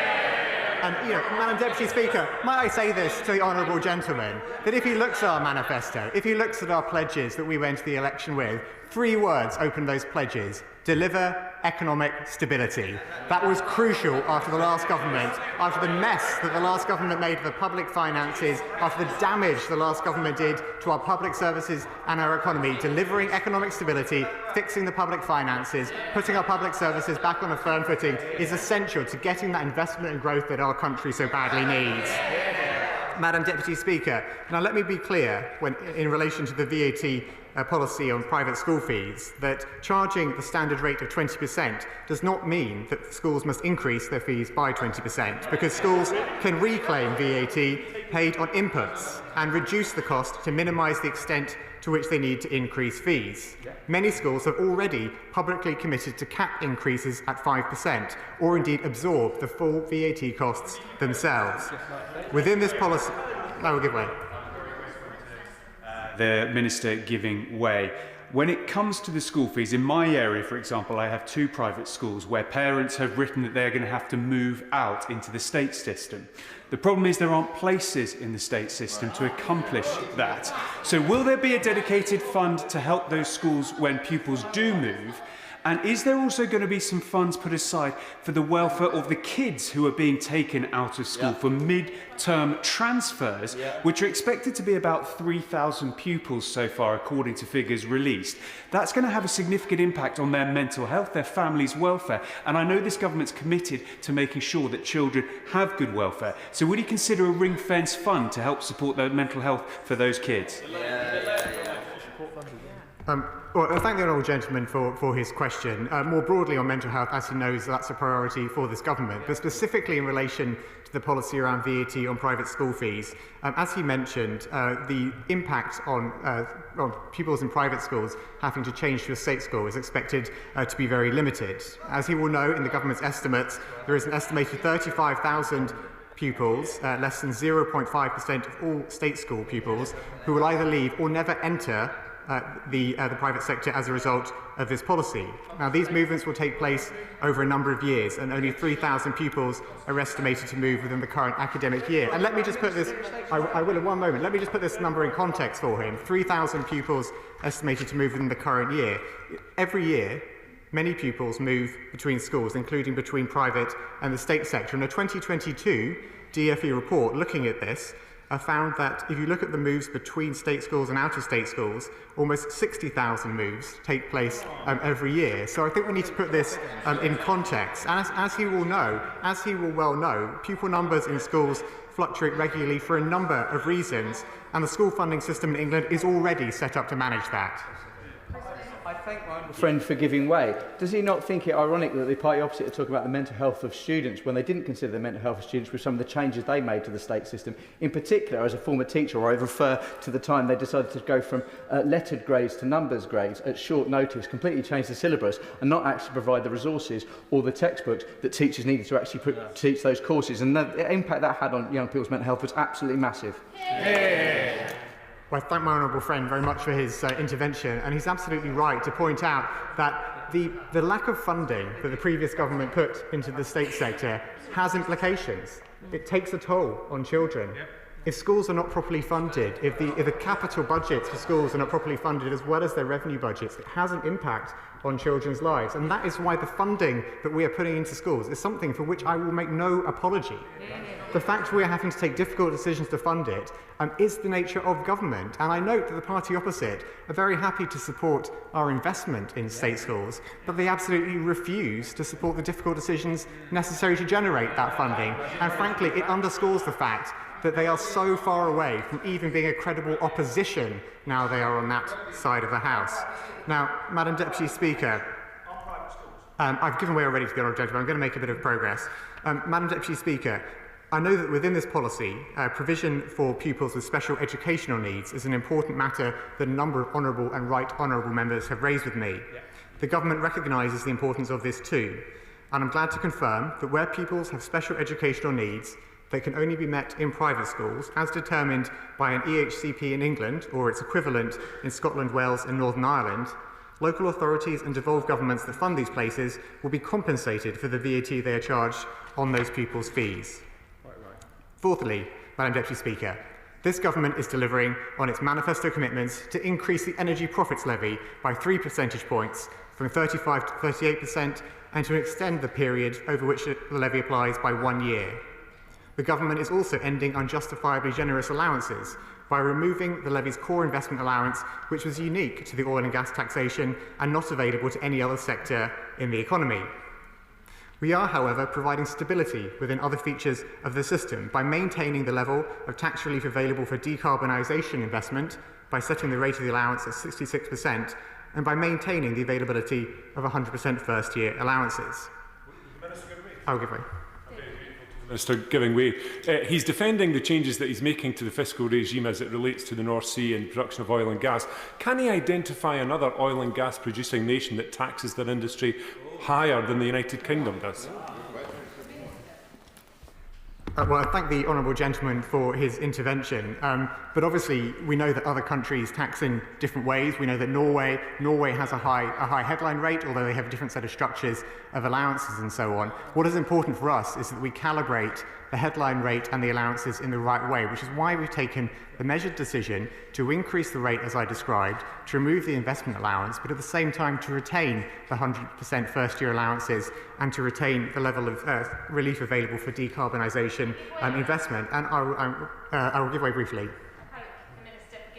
Do you think that it is, does the Minister think that it is the right balance, given that the OEUK suggests that these changes will cost £12 billion in tax revenues? I'm absolutely confident that through all of my engagement with OEUK and many firms who work in the oil and gas sector, that our approach gets the right balance that we need in our economy. It recognises that oil and gas producers will have a role in the energy mix for years to come, whilst also being clear that it is crucial we raise the money for the energy transition, and the Energy Profits Levy seeks to achieve that by providing the money for that transition whilst also supporting jobs and investment in the sector as exists at the moment. Now, Madam Deputy Speaker, fifthly, in terms of our manifesto commitments, this bill delivers on our commitment around carried interest by increasing the capital gains tax rates that apply to 32% as an interim measure from April the 6th next year, ahead of reforming carried interest more fully in a future finance bill. These reforms, which will have effect from April 2026, will ensure that the reward is taxed in line with its economic characteristics. They put the tax treatment of carried interest on a fairer and more stable footing for the long term, whilst preserving the UK's competitive position as a global asset management hub. Now, Madam Deputy Speaker, as the Chancellor set out both in July and again at the budget, the fiscal situation we inherited was far worse than we had expected. We know the previous government left us with a £22 billion black hole, and so we have had to take tough decisions to fix the public finances and to get public services back on their feet. Some of those decisions are outside the scope of this finance bill and will be debated as part of other bills' passage. But this bill does include a number of those decisions that we have sought to take in as fair a way as possible. The bill makes changes to the main rates of capital gains tax by increasing them to 18% and 24% from the 30th of October 2024, a decision that will raise revenue whilst ensuring the UK tax system remains internationally competitive. We are supporting businesses through this transition by maintaining business asset disposal relief with its £1 million lifetime limit and by phasing in the increase to this relief's CGT rate in line with the changes to investors' relief to 14% in April 2025 and then 18% in April 2026. The bill maintains inheritance tax thresholds at their current levels for a further 2 years to April the 5th, 2030. The bill legislates for air passenger duty rates for 25-26 and for those announced in the budget for 26-27. Now, from 26-27, all rates of air passenger duty will be adjusted to partially account for previous high inflation, a change that will help to maintain the value of air passenger duty rates in real terms. I'll give way. To flying, Ryanair have come out and said they're going to cut 5 million flights, 5 million tickets because of this change. How does that help growth? Well, let me put these decisions into context for the honourable gentleman, because the increase equates to £1 more for people taking domestic flights in economy class, £2 more for those flying to short-haul destinations in economy class. And none of these decisions are easy, but these are decisions that we have to take to fix the public finances and to get our economy back on a stable footing. I'm going to make some progress, because I'm going to make some progress. That's the impact that these changes have in terms of domestic flights in economy class and short-haul destinations in economy class. But in addition to the broad increases and the broad changes in air passenger duty rates, the higher rates for larger private jets will also increase by a further 50% to ensure that they contribute fairly to the public finances. The bill also renews the tobacco duty escalator and enables HMRC to prepare for the introduction of a new duty on vaping products. The bill increases the soft drink industry levy over the next 5 years to reflect the 27% increase in CPI inflation in 2024, as well as increasing the rate in line with CPI each year from the 1st of April 2025. And finally, whilst the bill increases alcohol duty for non-draft products in line with RPI inflation, duty on qualifying draft products will be cut by 1.7% in cash terms to support pubs, and we will increase the duty discount on products that qualify for small producer relief from February the 1st, 2025. Madam Deputy Speaker, the Chancellor has been clear that this budget was a once-in-a-generation event at which the government took difficult but necessary decisions. By taking those tough decisions, the budget delivers economic stability, sound public finances and stronger public services. And on those foundations, we will work day in, day out across the rest of this Parliament to boost investment and growth.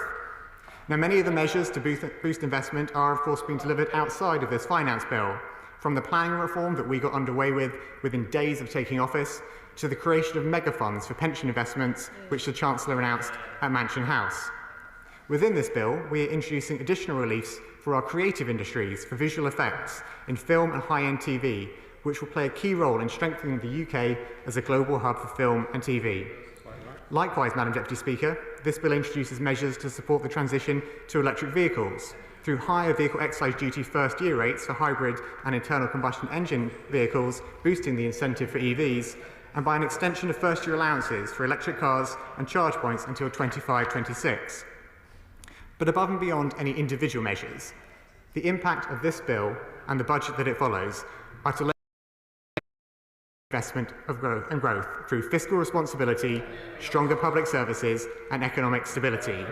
We have laid the foundations for creating wealth, jobs and opportunity in every part of this country, enabling people to meet their aspirations for themselves and their families and making people across Britain better off. For giving way. One of the measures, of course, that has a bearing on the provision of public services is the increase to the employers' national insurance contributions. Now, I understand that Treasury is in discussion with the devolved governments and local government across England to ascertain precisely how much extra funding support is required to offset the increased cost upon their services. Can I just ask the Minister to give us an update on those discussions and when he believes local authorities and indeed the devolved governments will know how much money and additional support they'll be receiving? I'm afraid I'm not going to give the honourable gentleman inside information on any discussions which are ongoing between the Treasury and devolved governments, but the policy for reimbursing increases in employer national insurance contributions is well established. The last government followed a similar process in relation to the health and social care levy, whereby departments and employees and other direct public sector employees are typically refunded the entire increase. Third parties, contractors and so on are not, and in terms of the devolved government settlements, they have their own process to go through with the Treasury. I'm sure he'll understand why I can't give a running commentary on that, but I'm sure his colleagues will pick that up. I'm going to make some progress. I've been generous in giving way to the honourable gentleman in particular. Because Madam Deputy Speaker, Madam Deputy Speaker. All right, okay, go on then. Go on then. I'm very grateful to the Minister who is showing his customary good humour and goodwill to the Chamber. He was unable to discuss the precise numbers for the devolved, but could he confirm what the overall cost is to the Exchequer of compensating the public sector overall for the impact of NICs? I believe it's around 5.9 billion, but I just want to check with the Minister that that's correct. Do I regret giving way to the honourable gentleman? What I might invite the honourable gentleman to do is perhaps return to the Chamber next Tuesday for the National Insurance Contributions Bill, which I will also be speaking at, and he can have a full debate on national insurance then, which I'm sure he and his colleagues are looking forward to, and I hope will support in the division lobbies, because no doubt they support the extra investment in the NHS, which that decision funds. And so I thank him in advance for signalling his good grace and support for our measures that we are taking. Madam Deputy Speaker, After we were elected, we said we would take the difficult decisions necessary to fix the public finances. We said we would close the tax gap, implement our manifesto pledges and protect working people. We said we would deliver economic stability, fiscal responsibility and the certainty that businesses need to invest and grow. This bill plays a central role in achieving those goals and I commend it to the House. Question is that this bill be now read a second time. I call the Shadow Minister, Mel Stride. Madam Deputy Speaker, I beg to move the amendment standing in my name. Madam Deputy Speaker, this finance bill, this budget are a disgrace. They are a disgrace because they are built upon a deceit that was propagated by the party opposite during the last general election. They told the British people they need not worry about taxes being raised left, right and centre. And yet what have we discovered?